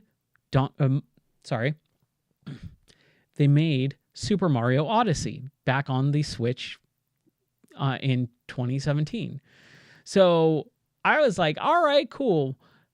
This looks interesting. And the reason why is because there is deformation to the level terrain deformation, or terraforming, as a lot of people call it. I could not get enough of it. I ended up buying it, even though it was $70. And I went, oh, I don't know, man. $70 right now in this economy, with everything that we're going through, that's a hard thing to let go. But I ended up buying it, and I ended up loving it. It is a really, really good game. Now, if you watch the streams, if you've been in the Discord, or if you've read the review on gameordie.net, you know my feelings on this game. I love it, except for the ending. The ending gets botched, but not in the way that you think. A lot of people think, oh, it's, let's talk about Stranger Things for a second. It just got released. We haven't watched it yet. We're going to watch it afterwards, so no spoilers in the chat. But you see a lot, like the last few days, Stranger Things has been just in the news lambasted because they're botching the ending, of this beloved series. Same thing with Game of Thrones. Like season 8 was just botched so bad. So an ending to some sort of media, like a TV show or a movie or a video game, can really have drastic effects. And so I always tell people, like, try and not pay attention to that stuff if you can. But man, during that final battle, like, they bring in, spoiler alert, for a game that came out like 7 months ago or 6 months ago or 5 months ago, whatever. They bring back King K. Rool, which is not a part of the game at all up until the very ending. And then you have to go battle him. And that battle happens 3 separate times. And each time they try and escalate it, but the battle takes like half an hour. So it's like 4 extra hours tacked on that you are traversing this new level with new villains and new boss fights. The boss fights take forever, and it's just so unenjoyable. But then at the very end, they make it so that it culminates in this just epic moment. And again, go check it out on YouTube. I made it as a short. I got so excited, and I made it so that I talk about how great the ending is. I'm like, this is how you do it. This is awesome. I'm just smiling ear to ear, like I'm having such a good time. And I'm like, this is epic. This is so insane for a Donkey Kong game to be this crazy cool. And then they just completely botch it by tacking on another superfluous boss fight that doesn't need to exist, doesn't need to be done at all. And it just ruins the ending so poorly. So yeah, I was super bummed out. But that game has so much to it. And for someone that is not me, I think it's game of the year. It's not game of the year for me, unfortunately. I think it just does a little couple things that irked me a little bit. I think especially that ending. But really, when it comes down to it, I think the biggest issue that I have is that it has way too many collectibles that don't really mean a whole lot. However, it does something much better than Mario Odyssey, where the collectibles and all that stuff actually have an influence on gameplay. Like your clothing that you purchase with all your stuff and all the collectibles actually does different things. You get better swimming ability or better pounding, terraforming ability or whatever. Or you get more money from pounding the ground. Like it adds on and gives an effect to your clothing as opposed to just being cosmetic like Mario Odyssey. That's one of my biggest issues with Mario Odyssey. So Donkey Kong Bonanza is rad. It's a really, really good game. It is the best game that I've played on the Switch this year. And I'll talk about more about that later. Then we get to a game, and I'm going to have to take a drink. I'm going to, you know what? We've been going for about an hour and 30 minutes. Give me 2 minutes for a bathroom break so that I can kind of get warm because I'm starting to get really cold in here. And then we'll come back with the other part of this podcast.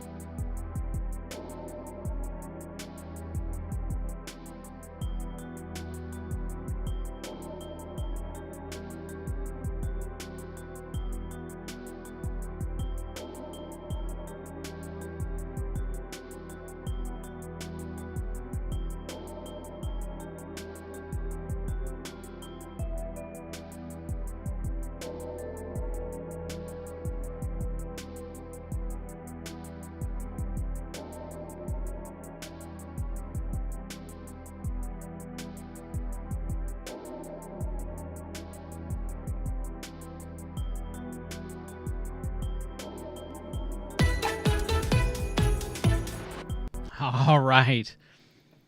Okay, we're back. All right. So let's talk about the next game on the list of what I finished and beat this year. This one's a big one. This one's a game that I never thought I would finish or beat.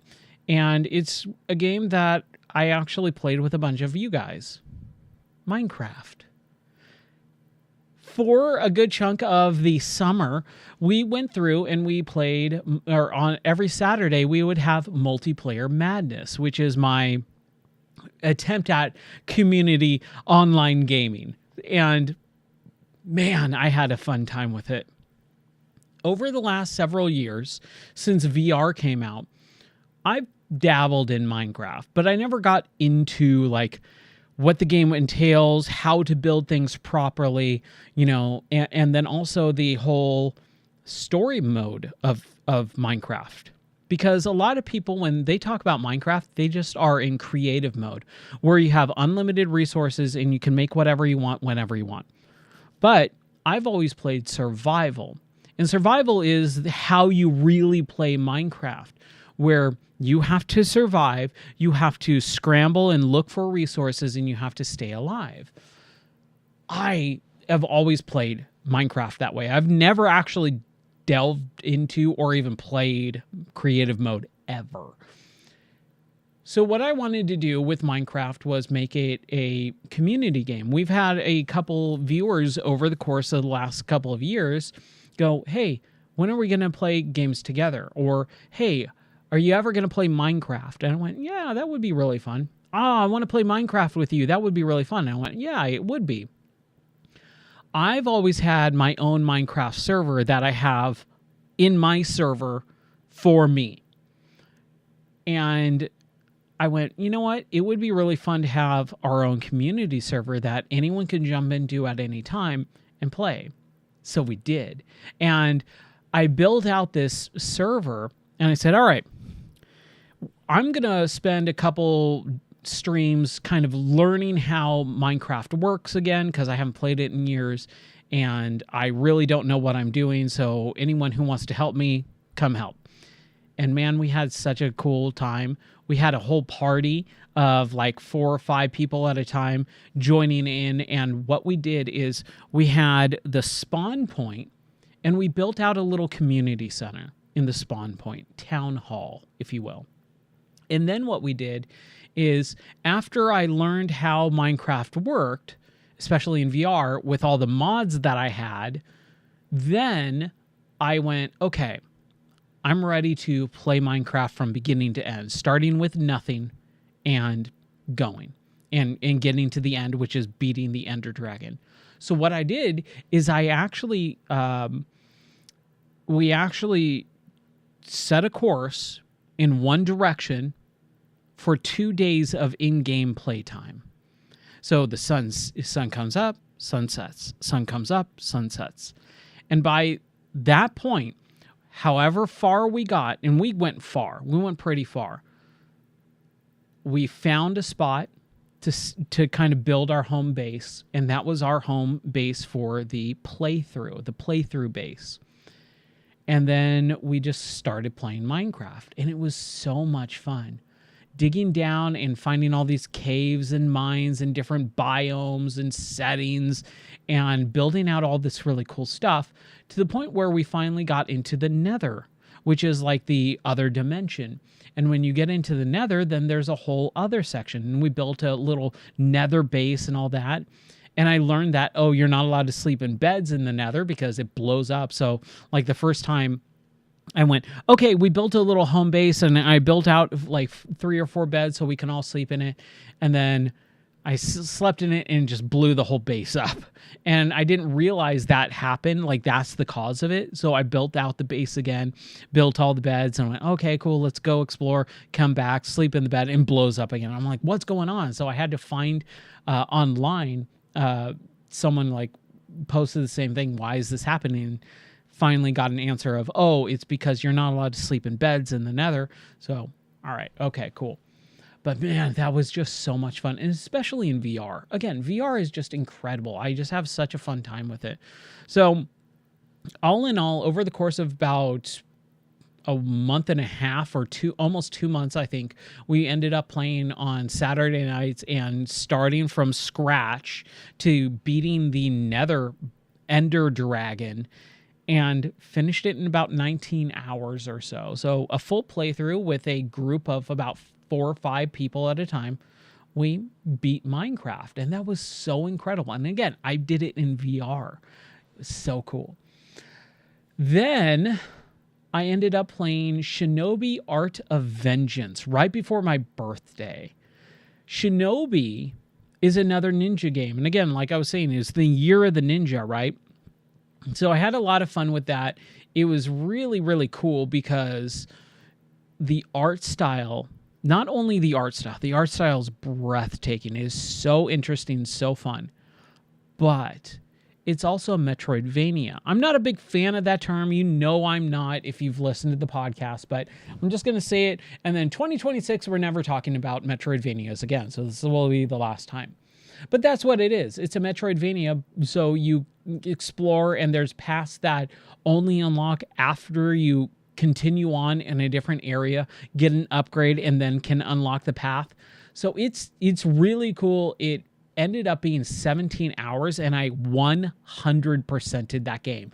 I very rarely ever 100% a game, but man, oh man, that was great. That was so much fun. And again, it was another game that I didn't play on stream. I think I played part of it on stream. I think like 2/3 of it I did play on stream, but I didn't end up finishing it or something. I can't remember. But it's a really good game, and we'll talk a little bit more about it at the end of the podcast. And then, what an odd one. RoboCop Rogue City Unfinished Business. This is a standalone side quest, technically sequel to the 2022 game RoboCop Rogue City. It's not only just a love letter to RoboCop, it is the defining RoboCop video game of all time. And it also is, it's so crazy. Give me 1 second here. Oh, did that break too? Huh. Okay, sorry. I apologize for that. RoboCop City is basically, Rogue City is basically the third real movie. The third movie sucks, and this basically erases that and replaces Rogue City as the third movie in the RoboCop trilogy. But it's a video game, and you get to play as Murphy, or Alex Murphy / RoboCop, and Lewis is there. It is just unbelievable. It's such a cool game. So this Unfinished Business started out as DLC, but it expanded into its own game. Unfortunately, I think it is much less structured in a good way. The plot doesn't make a whole lot of sense. It kind of meanders around a lot. And they really tried, I don't know why, but they really tried to just basically tack on this idea of RoboCop being stuck in this tower and having to climb his way up through the tower. And you kind of do that, but it's not really, it doesn't really come across that way. What I'm talking about is basically if you've ever seen I think it's a Vietnamese movie. I think it's Vietnamese. I could be wrong. Maybe South Korean. It's a movie called The Raid. And The Raid is basically where this guy, this cop, has this mega structure, this slum tower that he has to start from the bottom and go all the way up the tower, and all these bad guys are trying to kill him throughout the entire thing. It's really, really cool. Think about it as a building version of John Wick 4. So that's really cool, but they actually took that idea and then converted it into an American film called Dredd, which is Judge Dredd, by the way. There was the Carl Urban 2012 version of Judge Dredd, the movie, just called Dredd. And it's that same exact premise. Judge Dredd starts at the bottom of this like mega tower building, this slum building, and he has to work his way up. It's a really great film. It's fantastic. I love the Stallone version of Judge Dredd, but man, the Karl Urban one is just phenomenal. Anyways, I digress. They take that premise and apply it to RoboCop, and it sounds cool, and I was super on board. It just doesn't feel like they actually achieved that. It just kind of feels like you're going from room to room, section to section, and it doesn't feel interconnected. There's a lot of extra characters that get kind of like added to your posse, and you're kind of just like, I don't care. However, number one, they allow you to play as Alex Murphy before he became RoboCop. And that little section, that little flashback section is really, really fun and really cool. I love it. It's fantastic. It's also kind of a hard game. I died quite a lot in that game. But as you progress and get unlocks, oh my gosh, some of the unlocks are phenomenal. Again, I made a couple YouTube shorts of it where I'm just holding down the trigger. And oh, by the way, I was playing in VR because it's an Unreal Engine 5, so I was able to use UEVR mod and be able to play that whole game in virtual reality. Oh my gosh, playing RoboCop in virtual reality is one of the greatest video game experiences you can have. But there's this upgrade to the Auto 9 handgun that you basically, it's a full trigger. You just press the trigger and hold. Full auto, unlimited ammo capacity. No stopping to reload, nothing. You are just pulling the trigger and just killing everything in sight. And it is so, so, so fun. Then we get to... We Love Katamari. We Love Katamari is kind of an interesting one as well. I don't know why.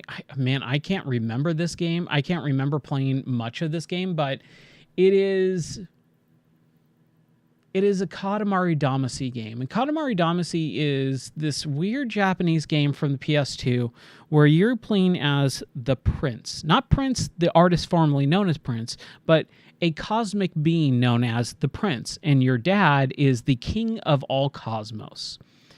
The whole premise is you are on Earth, and you're this little tiny guy, almost the size of an atom, and you have like this weird, like in Willy Wonka, the original Willy Wonka and the Chocolate Factory movie from the 70s, the gobstopper, the everlasting gobstopper, that, you know how that looks all kind of weird and pointy? This ball called the Katamari looks like that. And you as the Prince are basically just pushing this ball forward or to the side or backwards and rolling over objects. It starts off small like a thumbtack or a paper clip, but it sticks to the ball. And as you progress and you move forward and you roll over more objects, the Katamari picks up more and more things to the point it grows in size and allows you to pick up larger objects. They made quite a few of these games over the last couple of decades. And this is just the third game in the series, I believe. And it is, I think it's the third game. Maybe the second. I can't remember. I'm sorry. I'm blanking. It's starting to get late. But I played through this because they remastered these games. They re-released and remastered these games. They're, again, very low poly. They look just high definition PS2 graphics. But they're just fun games, and the music usually is pretty good. There's a few bad, like just annoying songs. There's also a lot of just Japanese style, like just, why is this in here? Why is this sound? If you've ever watched Japanese like TV or not talk shows, sorry, game shows, Japanese game shows where they're just bonkers off the wall, like that's basically what this game is. It's fun, but you have to have a taste for it. Some people just can't stand it. There are parts that I can't stand, but I still enjoy the game for the most part. I'm going to try and kind of keep this a little bit brief because I got a lot of other stuff going on, but let's kind of continue on. The next game that I played and beat was called Mega Bonk. This was a weird game. This kind of came out of nowhere. It was an indie darling. It got a award for or nominated for a game award. In December, Jeff Keighley puts on the game awards, kind of like the video game Oscars, I guess is how a lot of people talk about it. It's an award show for video games, and this game just blew up on the internet, and then it got a nomination, and then the developer, who's anonymous, said, I've actually made, it was best indie debut or something like that, like best brand new game, basically. And the developer said, I'm gonna remove myself from this category because I've actually made games under another anonymous type of thing. So this is not my first game. So I thought that was kind of interesting. But Megabonk basically is Vampire Survivors in 3D. Vampire Survivors came out a few years ago on Xbox. Yeah, it was on Xbox Game Pass, and then it came out on Steam, and now I think it's on a couple other, like Switch and things like that.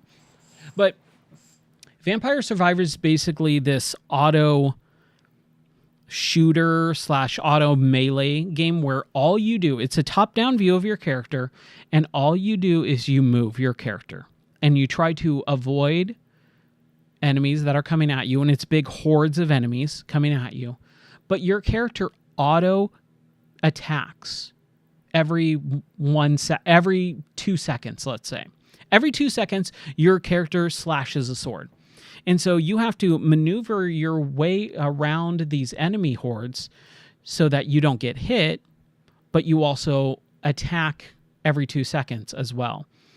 And it just gets crazy. It's a huge game. I've talked about it on the podcast before. I think I even talked about Game of the Year that year. Well, someone made a 3D version of it where you're behind the character, third-person view, and there's hills because you're in third person. Now you actually see the layout instead of just top-down view. You're actually able to move the camera around. You're also able to jump, which adds a massive amount of maneuverability and just gameplay prospects. So it was really, really cool. I got sucked into this game. I put 20 plus hours into it, and I had a blast, man. It's just such a good game. I highly recommend it. It's also very cheap. I think it was like $8 on launch day, and I got 20 plus hours of gameplay out of it. The unlocks and all that stuff just like compound on. Each level takes about half an hour. Maybe it takes about more than half an hour. I think it's like 20 to 35, 38 minutes, somewhere around there. I could be wrong. But, it's just such a good game.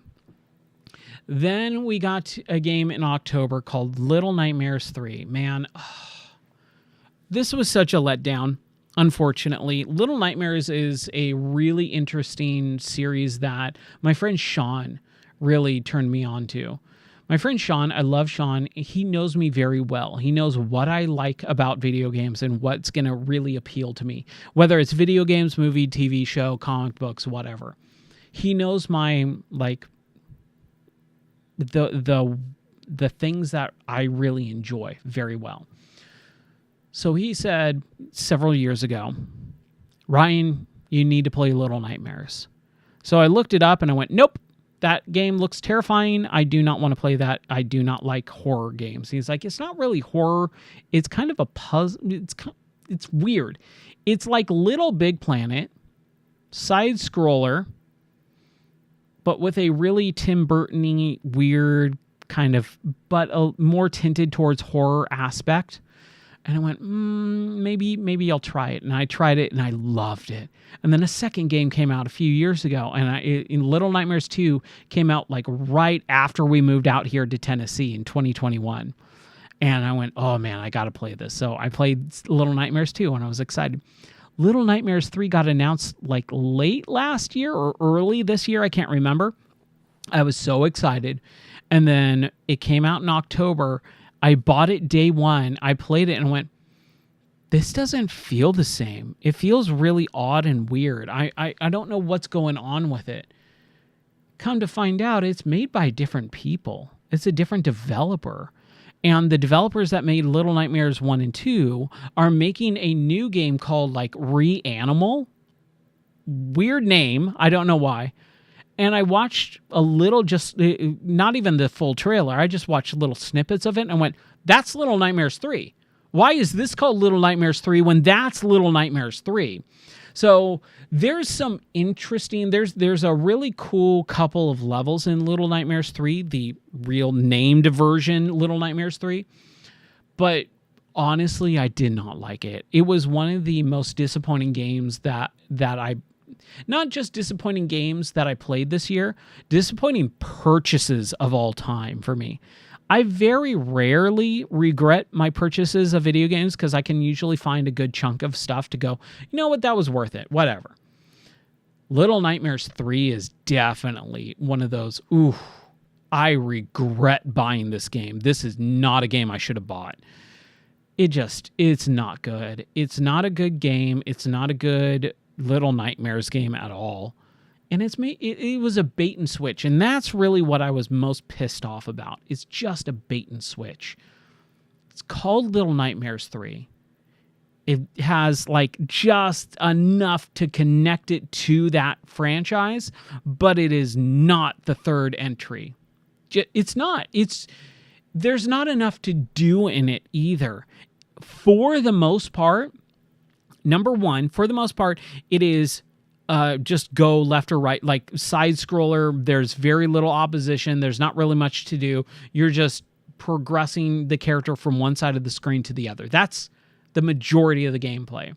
The second issue is that it's a co-op game. And if you play it single player, you have to have this character around you 24/7. Like, you get separated a couple times throughout the game, but for the most part, you are just dragging this other character along with you. And it's an escort mission is what they usually call it in video games. And most people hate escort missions. So I was really bummed out about that. Then another indie game came out around that time on, and I saw this posted on X a few days before the game came out, and I went, that looks really again, it looks really cool. I'm super excited. I want to play this now. And when it finally dropped, it was on Game Pass, and I was so excited. But for whatever reason, I didn't hear anyone else talking about this game, and I was bummed because this is, again, something that, like, there was... So I kind of didn't talk about something that happened around this time. This is back in October. So my birthday, and I talked about this on the previous podcast, so I'm not going to spend too much time talking about it. But my birthday is September 10th, and September 10th was a really weird day for pretty much everyone. But also, my wife was out of the country, and I had to take care of all the dogs and animals that we have: ducks, geese, chickens, fish, turtles, cats, dogs. And I kind of couldn't stream as much as I wanted to. I really, really wanted to. And so I ended up playing a lot of these games offline, off stream. And it was really a little bit cathartic because I could just kind of relax and play a game, not have to talk and be on camera and performing. But I played Ball X Pit. This is a super, super weird game where basically it's a mesh of Arkanoid, the old Breakout game. It's called either Breakout or Arkanoid. I know it is Arkanoid more than Breakout, but Breakout is the game that most people know it as.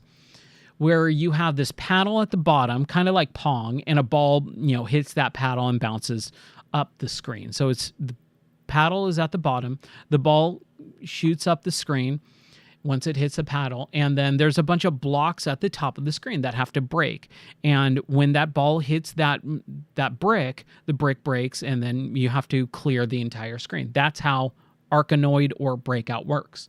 Well, Ball X Pit is basically the same premise, but your paddle is attached to a character, and they basically hit that, but they also have a lot of power-ups that shoot multiple balls at the same time, or different power-ups, like it freezes any stack that it hits, and it shoots a freeze ray up the stack, any one in that column. of bricks, or it's a fireball that sets the bricks on fire and breaks, it adds like layers of damage and stuff. It is so crazy and unique. It's a very unique game, and man, I loved it. I devoured it. It's really cool too because they added this extra layer at the end of the level, where the level is the main part of the game, but there's this hub area that you build buildings, and anytime you build buildings, it adds to your time limit or power-ups or health or whatever.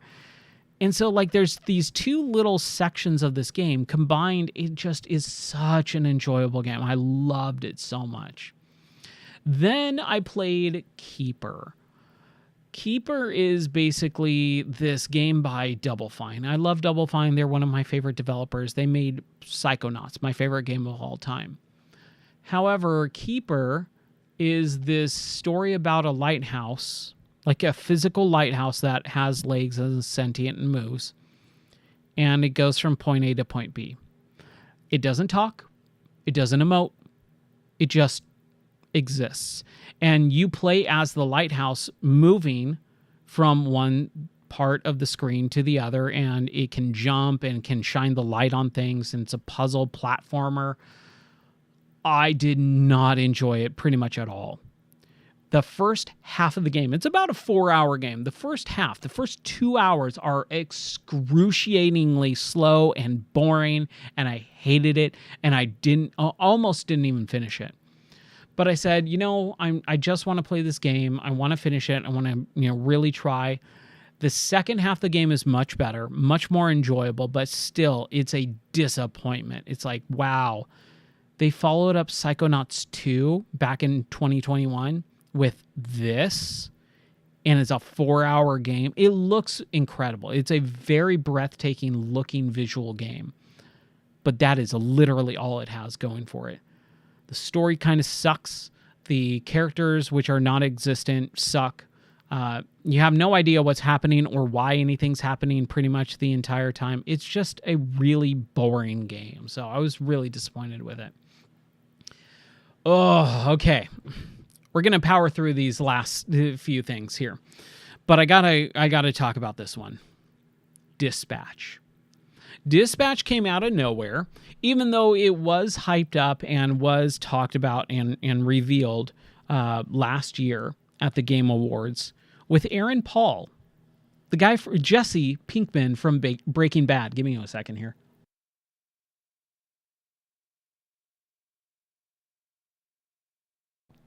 So Aaron Paul is the voice actor of this character named Robbie Robertson. And it's funny, my dad texted me today, "Oh, I was listening to your podcast." So thanks, Dad. I was listening to your podcast, and I heard you talking about Robbie Robertson. I didn't know he was in a video game. Apparently, Robbie Robertson is like this guitarist for Bob Dylan, his live band. And I went, I didn't even know that person. That's funny. I did not know that guy had that name, Robbie Robertson. I'm not a big Bob Dylan fan, so like I didn't know that. But yeah, I thought that was funny. Anyways, Dispatch is basically about this guy who is a superhero. And he is a superhero in the sense that he fights crime. He doesn't have any special powers. He can't fly or he's super strong. He's just a human being. But he has a mech suit that he suits up in and battles these villains, these super villains that can fly and can, cause acid to come out of their skin or whatever. Well, he gets beaten up so bad that his mech gets destroyed, and the city is going, oh my gosh, this character, Mecha Man, is gonna retire. He does like this press conference as his, superhero alter ego and says, hey, because no one knows his secret identity is Robbie Robertson. Hey, I'm Mecha Man. I got beat up. My mech suit is destroyed. I'm dropping out of the superhero game. I'm retiring. Along comes this actual other superhero who can fly called Blonde Blazer and says, hey, give me a second here.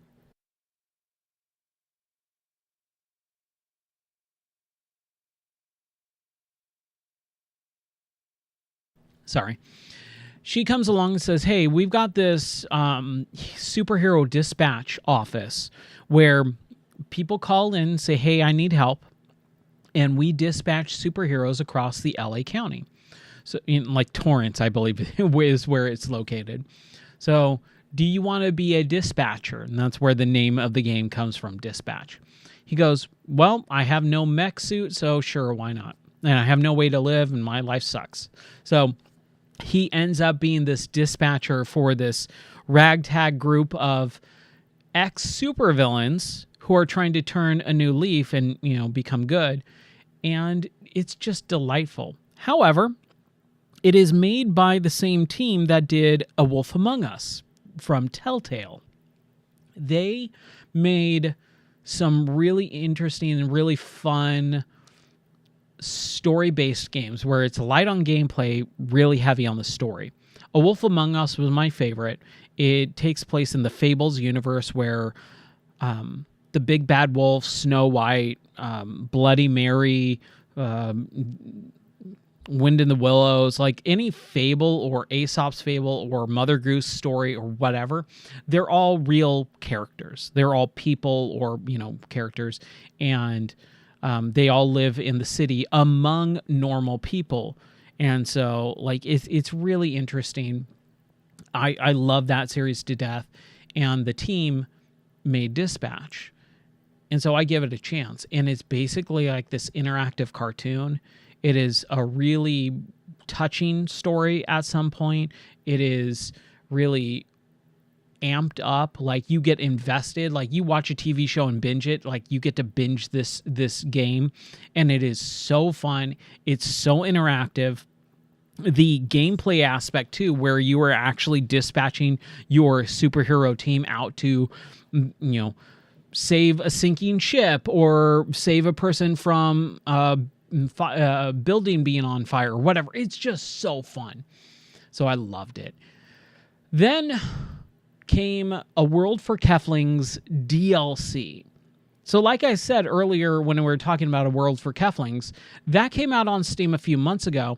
And then back in, November, they came out with, and they ported their old DLC, Zombiesaurus, which is a Halloween-themed DLC.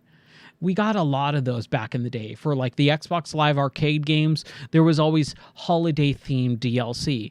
For Christmas, New Year's, for Easter, for Halloween, for 4th of July, we would get a lot of that like holiday DLC. Well, that's what this is.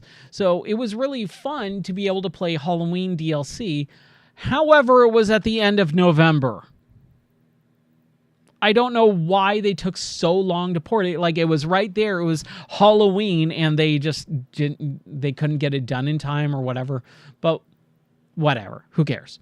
So I played through it. It's just a couple hours long, and I had a really good time. It's more Keflings, which I'm super excited about. And then after that came Time Splitters Rewind. Now, Time Splitters is a series that came out back in the PS2 era, and it's like this weird game about time hopping or time travel where you are trying to stop the world artifacts from being stolen from these aliens. It's a really interesting game. And I had a fun time with this back in the day. I love Time Splitters. Time Splitters 2 and Time Splitters 3, which is called Future Perfect. Time Splitters 3 Future Perfect is my favorite out of all three games. Well, the series was actually created by the GoldenEye team. GoldenEye 007 on the Nintendo 64. Original Rare developers played or made those games, and then they branched off from Rare back in the PS2 era, and they made Time Splitters, and they made 3 of them. Everyone loved that. And they've been trying to make a 4th game for years and years and years. And I think even earlier this year, they announced, we were trying to make Time Splitters 4 again for like the 3rd time, and it's canceled. It's never going to happen. However, over the course of the last decade, there has been this team of fans that have been spending time developing a remake of Time Splitters 1, 2, and 3. a fan remake of Time Splitters 1, 2, and 3 called Time Splitters Rewind. Out of nowhere, Time Splitters Rewind dropped as a full, we're done with Time Splitters 1, here it is in full form. And I played through it on stream, and it was a blast. It's so good to be back into those style of games. We need more of them. Then I ended up playing Terminator 2 D. I take back.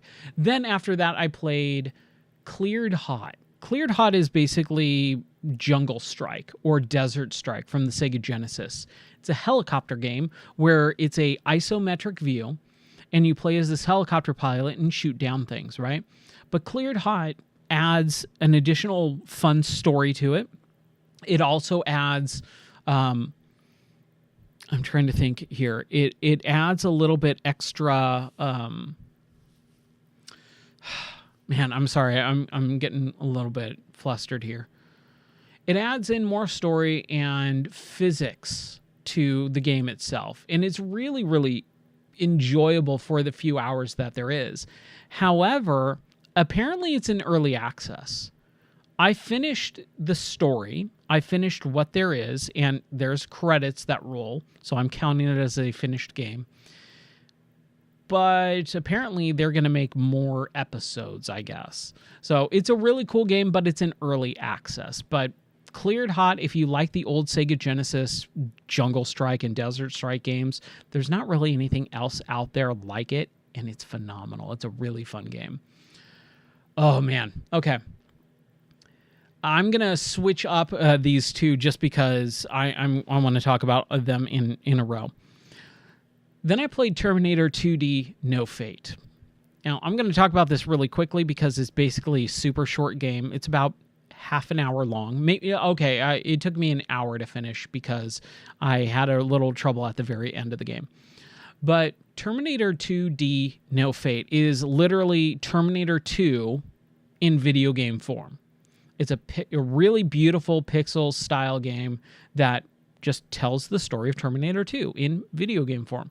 However, number one, they tack on a beginning that allows you to understand why Sarah Connor is in a prison. And number two, they add a little bit of an elemental choice to the game. So like in the middle of the game, you can make a couple choices that affect the outcome in some cutscenes. And then you can replay the game in a different order with different characters and different cutscenes and different levels. I, however, did not find the game that enjoyable to replay it. It's a very short game. It took me about 30, I think the clear time was 38 minutes on the game. But like I said, the very last thing, it took me like 8 retries to finish the final level, because you actually do get to play as Kyle Reese in the future, blowing up a bunch of stuff. It's really fun, but a very, very short game. Then I played I Expect You to Die 1, 2, and 3, which is an old VR game. Really, really crazy that I never finished these games. I'm so bummed, but so happy at the same time. I remember playing I Expect You to Die when it first came out because it was an early VR game and there wasn't really a whole lot. So I was like, oh, dude, this game is basically like a James Bond game. All right, cool. So I started playing it, and for whatever reason, I really struggled because I didn't realize what it was at the time, which is an escape room. Escape rooms are like an older fad at this point. I didn't realize it, but like, escape rooms have been around for a while now. And I've never been into them. I've never been into that fad. I've never even done an escape room. But this game is basically that with a James Bond layer to it. And I was super intrigued. I was like, oh, okay, cool. I'll try this out.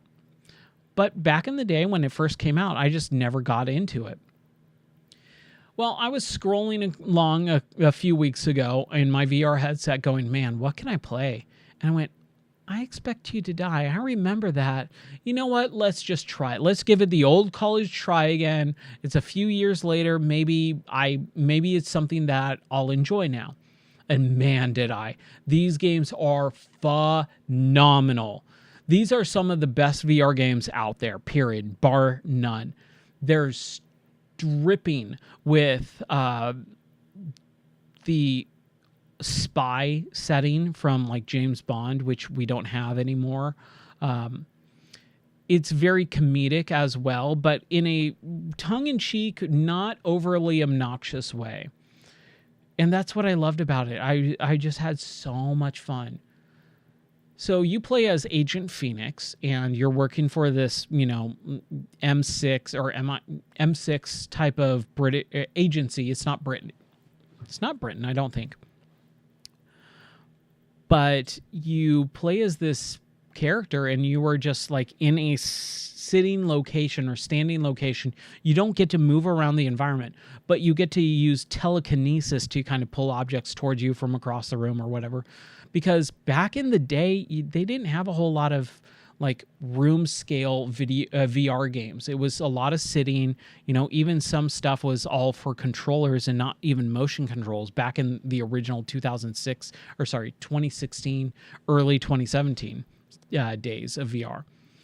So it's a sitting or standing game, and you don't really move around a lot, but you look around a lot, and you get to interact with a lot of objects, and you basically have to accomplish a goal, whether it's stopping a bomb from going off, or getting a car out of an airplane, or even being submerged in a submarine, and you have to surface. But as you're trying to surface, the submarine is breaking apart, and you have to keep fixing it, in different ways. Like, it is so unique and so cool, and I just loved every part of it. That's a first game. There's 2 others. So I played the second one, and the second one takes everything and ramps it up. It also adds in the villain. The villain for the second game is Wil Wheaton. If you watched, he kind of became popular in my generation from either Star Trek The Next Generation as Wesley Crusher, or on The Big Bang Theory as Wil Wheaton himself, right? Like, was it Sheldon's like arch nemesis for a while or whatever? He also got really popular by doing voice acting. So he's the voice actor for the main villain. And this whole series doesn't really deal with very realistic textures. Like, the characters that you kind of see on screen don't have faces. They're all silhouettes with really artistic, like almost comic book style shading. The best example I can see would be, or give you, would be when in the movie Sin City, Robert Rodriguez's Sin City, Elijah Wood plays this character, Kevin, right? And he's got these really rounded, Ozzy Osbourne style or John Lennon style glasses.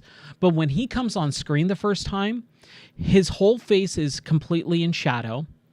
And the only thing that you see on his face is the glasses, and they're just white. So it's a really artistic comic book style shading to it. And that's how the characters are portrayed in this game too. So you get Wil Wheaton, who is a great, phenomenal voice actor, and he's playing the villain of this game. And man, it is so good. Also, I'll say that if you haven't read Ready Player One, if you're not into reading, but you want audiobooks, because that's how I read it. I read part of Ready Player One on my own, but then I did the audiobook version. Wil Wheaton does the audiobook version of Ready Player One and Ready Player Two, and it's so good. Oh my gosh, get it. But there was 3 games. So I Expect You to Die 1, I Expect You to Die 2, and then I Expect You to Die 3, which came out a couple years ago. And unfortunately, they're not making a 4th game right now. But like at the end of every James Bond, at the end of the credits for I Expect You to Die 1, 2, and 3, they all say, Agent Phoenix will return, your character. So I'm assuming, and I'm guessing, after they're making their new game, which is like a free-to-play multiplayer game, which I'm super bummed about, when they get done with that garbage, hopefully we'll get I Expect You to Die 4. But before I move on to the next game, let me talk about, just really quickly here, the the intro sequence for these games. They go full-blown James Bond intro. Beautiful song accompanied by all these really cool video effects and everything like that. If you've seen, I think a lot of people the touchstone for James Bond intros is Skyfall. I think Adele sang that song, and that's like, even people who don't watch James Bond know the Skyfall theme, right?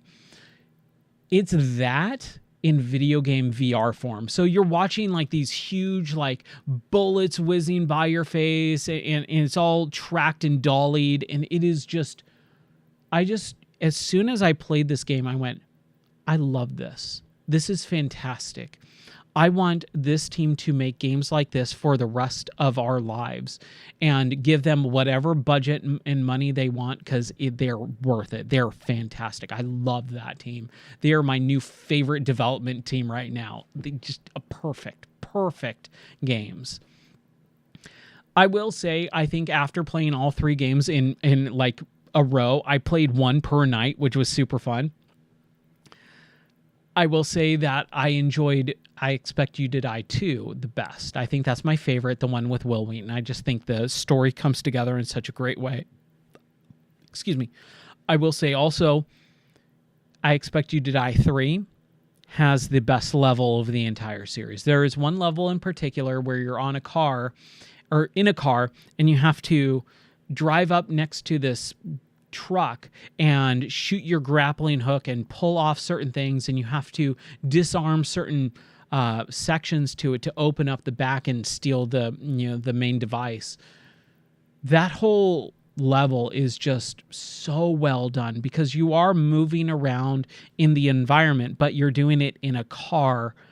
And man, it's just so cool. There's this one part where you're driving alongside this big rig truck, and the device is underneath the truck. And you're in a car, you're in a Corvette. So you pop off the top, and then you drive next to the big rig, and then you drive in between, underneath the big rig, and you're looking up at the bottom carriage of the big rig, and you're like pulling a case out or whatever it is. Oh my gosh, like such ingenuity. So much just like, wow, that's so creative. And doing it in VR just makes it so much more realistic too. It feels like you're driving under, like I'm sitting there in a chair in my room at like, by myself at 1:00 in the morning. And I'm sitting there like kind of ducking down because I'm driving underneath this. Like clearly I don't need to do that, but it feels so real in the moment that I'm instinctively like ducking my head so that I don't hit the top of the bottom part of the big rig. It's just, it's fantastic. So I finished those 3 games, and then I played a game that I wanted to play as soon as it got announced and came out. Like they had a demo of it, and I played like, I think literally 30 seconds of the demo, and then I had to stop for whatever reason and didn't come back to it until this Steam sale. This last Christmas Steam sale, which is still going on for like the next 4 days. Ghost Town, which is another VR game. I played a lot of VR games. Ghost Town is something that was kind of hyped up for me a lot. I saw everyone talking about Ghost Town. Anytime people would be talking about really good VR games this year, Ghost Town would get brought up. So I bought it kind of sight unseen. Like I said, I played like a minute or two of Ghost Town, the demo on Steam months ago. So I don't really remember anything about it other than, wow, this looks really, really good. Like the graphics look super realistic. I bought it, I played through it and went, oh, I kind of don't like this. It's not a bad game. It's just subject matter that I don't like, which is seances and ghosts and spirits and summoning spirits and kind of a lot of demonic stuff that I'm not into. Like when that stuff comes on, my soul gets kind of like icky. Like I feel icky. I feel disturbed. It's upsetting to me and my soul. So it's something that I was kind of really bummed out about because I wanted to like it. And I think there's really cool aspects of that game. The level design and, like I said, the graphics are top notch. They're some of the best video game graphics out there, period, whether it's in VR or flat screen. But the subject matter, like I said, it's a lot. There's like a whole seance section. There's a lot of demonic possession. It doesn't sit well with me in my spirit. So I was not a fan of it. It's a bummer. But the game is really well made, really well done. I needed a kind of a little bit of a palate cleanse after that. And so I ended up playing Peggle Extreme, which is, if you don't know, PopCap used to be like this really big game development studio for a while, and they made a lot of mobile games. But one of the games that they made is called Peggle, which is this weird Plinko game where you start at the top and you have this ball that you kind of angle and shoot downward, and all these pegs it bounces off of and makes those pegs disappear. It's called Plinko in the real world, but it's like a video game version of that. Well, they came out with two main games, Peggle and Peggle Knights. This is back in like the late 2000s, like 2009, 2011. Well, they came out with Peggle, and then Peggle Knights, which is like just a sequel, but it's kind of a little bit more dark, not dark as in eerie or creepy, but dark as in it's nighttime. It's a lot of like blues coloring schemes and stuff like that.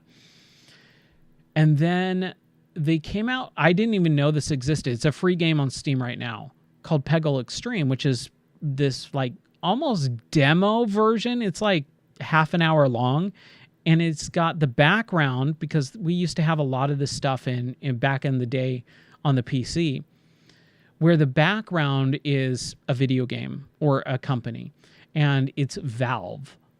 So Valve put this version of Peggle out called Peggle Extreme, which basically just gives you a little couple lines of text that add it into the Half-Life universe. So you see a lot of the Team Fortress 2 characters. You see a lot of the sentry bots from Portal. It's really weird, but hey, it kind of cleansed my palate a little bit, like I said. And then the last game I played for this year, and this is such a bummer, I haven't really finished anything else this year, Deadpool VR. This kind of came out of nowhere back in the summer, I believe, when they showed it off at Summer Games Fest. It was a Deadpool game in VR. Well, last year we had Deadpool versus Wolverine, right? The movie, and everyone loved it. It was just all over the place. I feel like this game should have come out then. It would have done gangbusters. But obviously with development times and just the way games are developed nowadays, they take so stinking long. They kind of missed that window, and now we're just in Christmas of 2025 and we get a Deadpool game. I'm not a big fan of Deadpool. I've really tried to get into Deadpool over the years. I've never really been a fan. Back in 2009, when I owned my game store, I would frequent the local comic shop. And I became friends with the owner, and we would do a couple cross promotions and stuff like that. But I remember dropping some money on like several Deadpool graphic novels and trying to get into Deadpool. I just couldn't. I really don't like the fourth wall breaking. I don't really like, especially the modern Deadpool where it's just super raunchy, like 24/7 raunchiness. Like, I just don't need that, dude. I am not a 12-year-old boy. I don't need to giggle at farts and poop and stuff like that. So I was really upset about like Deadpool over the last several years. And then with the Ryan Reynolds stuff, like I said, they cranked it up to 11 with that. And then coming into Deadpool VR, I was like, but it's a VR game, and it had $10 off. Like, this is a brand new VR game, just came out like a month ago, and it's like a $50 game, but there's $10 off, and you don't really get that all that often. So I kind of bought it, just kind of like going, yeah, whatever. I really enjoyed it. Like, really enjoyed it. You are Deadpool, and Deadpool is voiced by Neil Patrick Harris. Barney Stinson from How I Met Your Mother, right? Or Doogie Howser, my generation. I never watched Doogie Howser, but man, I loved How I Met Your Mother back when it used to be on. So you play as Deadpool, you have a great time. It's really fun. And also Deadpool, or Neil Patrick Harris does a really good job. But basically Deadpool gets sucked into this into Mojo world. Mojo is a character that really never gets featured, and Spiral is there, and Spiral's another character that you really don't see. And then you basically are tasked with bringing these other characters to Mojo world to be contestants on Mojo's TV show, death matches and stuff like that. So you battle characters like Omega Red, which was my favorite. And also, I'm trying to think of other people. Lady Deathstrike, that was really fun too. It's just a really good game. It's a phenomenal game. I loved every part of it for the most part. I think the writing, they went a little bit too much with the writing, but I think the writing is really well done at the same time. So, yeah. Okay, so that's all the games that I've been playing. Like I said, these podcasts are a little bit different than most Game of the Year podcasts. So I'm going to try and keep this short and sweet. It's getting close to midnight here, and we still need to watch Stranger Things, and I feel really bad for my wife. So let's talk about my games of the year, my top 10 list, finally, right? Megabonk is number 10. I talked about it. I said Megabonk is really fun. I love it. It is a really interesting game that takes the Vampire Survivors and just kind of, again, changes it. Number 9 is Deadpool VR. I had a good enough time to keep it on my top 10. Number 8 is RoboCop Rogue City Unfinished Business. Number 7 is Tony Hawk's Pro Skater 3 and 4. Again, I had a really fun time. Like, I can sit and play Tony Hawk anytime, any day. It takes something really special for me to not like a Tony Hawk game. And 3 and 4 are not my favorites, but it's still Tony Hawk. And you got Bam Margera and you got CKY on the soundtrack. Like, that automatically adds a couple of points. And let me say this too really quick. Bam Margera is such a controversial person in life, and he's had a really tough last decade or two. Like, he's just gone off the deep end.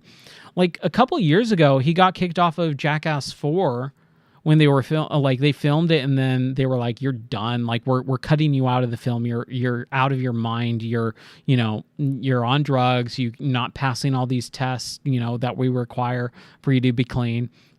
And he's just kind of spiraled out of control to the point where anytime like he would come up in the news, it was like, "Oh my gosh, he finally died." Like, that's what we all assumed. He finally died. Like, we knew he was going to die because he was just so out of control and spiraling the drain for so many years.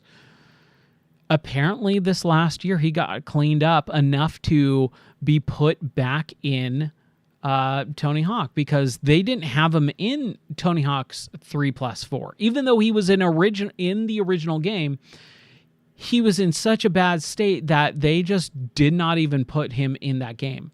And at the 11th hour before the game came out, Tony Hawk said, "No, you need to put Bam in the video game." And they went, "All right, fine." And so, like, he's doing really well, and it's one of those feel-good stories where you hear someone that you kind of like either looked up to or kind of have reverence for, and they're doing bad. They're having struggles. You just hear bad things about them, and you go, "Oh, that sucks." Well, Bam was that kind of guy for me. Like, entrepreneur, made all these famous videos, became a movie star and a rock star and all this stuff, and then just spiraled out of control. It's a bummer to see. So to see him doing well, so well that they're like, he's starting to mend a lot of friendships that he just burned bridges over years ago. Like, it's great to see. So, like, it's a feel-good moment. Ninja Gaiden Ragebound. This one's a little bit hard. Ninja Gaiden Ragebound / Shinobi. Both of them were like right on top of each other. I'm just kind of going to give it either one or the other. I think in the actual review that I write tomorrow, I will make a decision, but both of them are fantastic. I think Shinobi kind of wins over that. Number 5 is Donkey Kong Bonanza, because, man, Donkey Kong Bonanza is just one of those games that comes along every once in a while and just blows you away with how good it is, even though you might have a really bad moment or two with it. On the whole, that probably, honestly, just full disclosure, if I didn't do a personal top 10 where it's like I'm going off my more feelings and what emotions I feel during that game and what speaks to me more, Donkey Kong Bonanza is probably the best game of the year. Like, it's a brand new game, came out of nowhere, with a property that's kind of been, dropped by the wayside for quite a while. And it does everything right. Honestly, it does everything right, except for that final boss battle. Dude, just the worst. Number 4 is Dispatch. Light on the gameplay, heavy on the emotional storytelling, to the point where it's like, dude, they need to get cooking on Dispatch 2, and they're not. They're doing another game, and Dispatch 2 is going to come out in about 5 years from now, probably, maybe 6, and it's going to lose all goodwill, all momentum. No one will care about Dispatch 2, I guarantee it. Like, mark my words, Dispatch 2 is going to come out in like 2030, 2031. No one will care about it. Number 3 is one that I haven't even talked about tonight because I didn't finish it. And I'm really bummed that I didn't finish it, but like I said, the year just kind of went sideways for me. Oblivion Remastered. Oblivion was one of my favorite games on the Xbox 360. I got 90 hours into Oblivion, but I never finished it. Same thing happened with Skyrim on the 360. I got really far into it, I think 90, 100 hours or 120 hours. I can't remember. And I got a game-breaking bug and I couldn't finish it. That's on the 360. I did end up playing Skyrim on PC and finishing it. But Oblivion Remaster, I played on launch day. It's an Unreal Engine remaster of the Elder Scrolls Oblivion.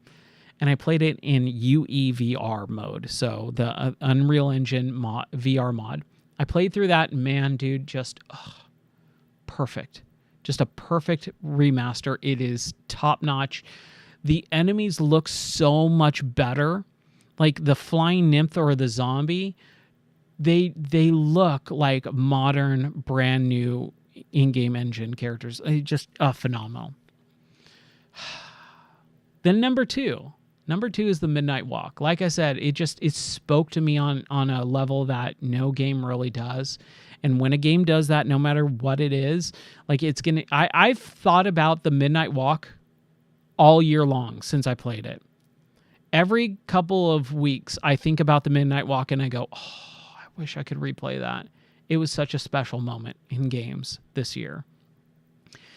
And then the last one, another one that I didn't finish. And I'm going to preface this. I normally don't put games on my Game of the Year list that I don't finish. I've never really done that before. I think this is the first year. But number 1, I played enough of it. I'm almost at the end. And it's a game that I really think deserves to be talked about more because a lot of people forget. Hyrule Warriors Age of Imprisonment. Hyrule Warriors is basically Dynasty Warriors with a Zelda skin. And the first one that came out on the Wii U was basically like this, just throwaway title. It meant nothing to no one. No one cared about Hyrule Warriors. But in 2020, when Hyrule Warriors 2 came out, which is called Hyrule Warriors Age of Calamity, they actually went, okay, we now have the Breath of the Wild series. We're actually going to make the Breath of the Wild game canon, and we're going to make Hyrule Warriors tie into it, and that be canon as well. And so I had such a deep love for Breath of the Wild that Hyrule Warriors Age of Calamity is basically Breath of the Wild 1.5. It's a side story with a different gameplay element. That's it. So you get more Zelda. That's how cool it is. And then they did the same thing with Age of Imprisonment this year, a couple months ago. Age of Imprisonment is basically Tears of the Kingdom 1.5. Like it's a side story where in Tears of the Kingdom, Zelda travels back in time to the very beginning of when Hyrule was first ruled by the original king of Hyrule. Age of Imprisonment is that story. It's unbelievable. It is so fun. The gameplay is a little bit lighter. You are, kind of in like battle arenas or maps where you're killing thousands and thousands of enemies, and they don't really mean a whole lot. They don't do a whole lot. It's just kind of fodder for the most part. But the characters and the story that they're telling, really good cutscenes, great, phenomenal voice acting. Everything about it is just perfect. It's more Tears of the Kingdom. It's more Tears of the Kingdom, which was my game of the year that year when it came out 2 years ago. And I love the Breath of the Wild version of Zelda. Breath of the Wild and Tears of the Kingdom, those two games I think are the best Zelda games. I love Ocarina of Time. I don't like... I like Zelda as a franchise more than I feel like I probably should. Because I've never played all of them. I like a lot of them, but there's a couple where I just go, this is phenomenal. This is some of my favorite games in all of video games. Breath of the Wild and Tears of the Kingdom are up there in the pantheon of my favorite games of all time. They might not break the top 10, but they're in the top 25 for sure. So having more Zelda this year on a brand new Switch 2 system, that's all I want. I just haven't finished it because of life. Like there's just been so much going on this year. And to kind of close this podcast out and this stream out for New Year's and hopefully starting 2026 off much better than 2025. 2025, like I said, was extremely rough for me. Health-wise, I got sick more often. I got sick this year, at the beginning of the year, more than I ever have been in my entire life, probably combined. Like I never get sick. I got sick like 5 or 6 times in a row this year. I had a lot of just personal issues with just things not going my way and getting really bummed out and depressed, and just really a really hard year for me personally. Very in a creative like whirlpool of just like, what am I doing? Like, why does this matter? I pushed really, really hard on the streaming aspect and it didn't go anywhere. I pushed really, really hard on the social media aspect and it didn't go anywhere. Like this has just been a year of disappointments, and not just like disappointments of, oh, whatever. It's a year of existential crisis. Going, what does it all mean? Why am I here? Why am I doing this? Does anyone care? And it feels like no one cares. And I've been in that like just bummer mindset for the majority of this year. Like there's highs, but there's lows where I'm just like, forget all this. Like I'm never streaming ever again. I'm never podcasting. I'm never writing another review. I'm never going to like, dude, just all this stuff has been happening and it's been hard. It's been really hard. But the last couple of weeks have kind of reset. I've reset myself. And today, especially with my wife, over the last couple of weeks, we've kind of talked a lot and she's helped me understand some stuff. And even today, like having her help me with the studio and kind of getting it to a point where I don't hate being in here. Like, again, not having a creative space and having a space that you just dread going into is really, really sucky. And I hope that we can get to a point in the studio where I don't dread being in here. It is also a part of my work too. Like, I literally work here and then I have to have fun here too. That's really hard to have the same space for work and play and enjoy it day in and day out. But it's been a very, very interesting year for me personally. It's been a rough year, but I think 2026 is going to be awesome. So with that being said, I think I'm going to close out this podcast and this stream. Thank you guys so much for being with me for this nearly 2.5, 3 hour almost podcast. And I think 2026 is going to be a really fun year. Tomorrow, check the website because the website is being changed. I created a new website while I haven't been streaming. Got a lot of fun, cool stuff being pushed. And yeah, I'm excited. I'm reinvigorated over the course of the last couple of weeks here. So that's going to do it for me. I hope everyone has a wonderful rest of your night. Good, great, happy New Year's. Maybe I'll stream tomorrow. I have no idea. But yeah, we'll have a good time. Take care.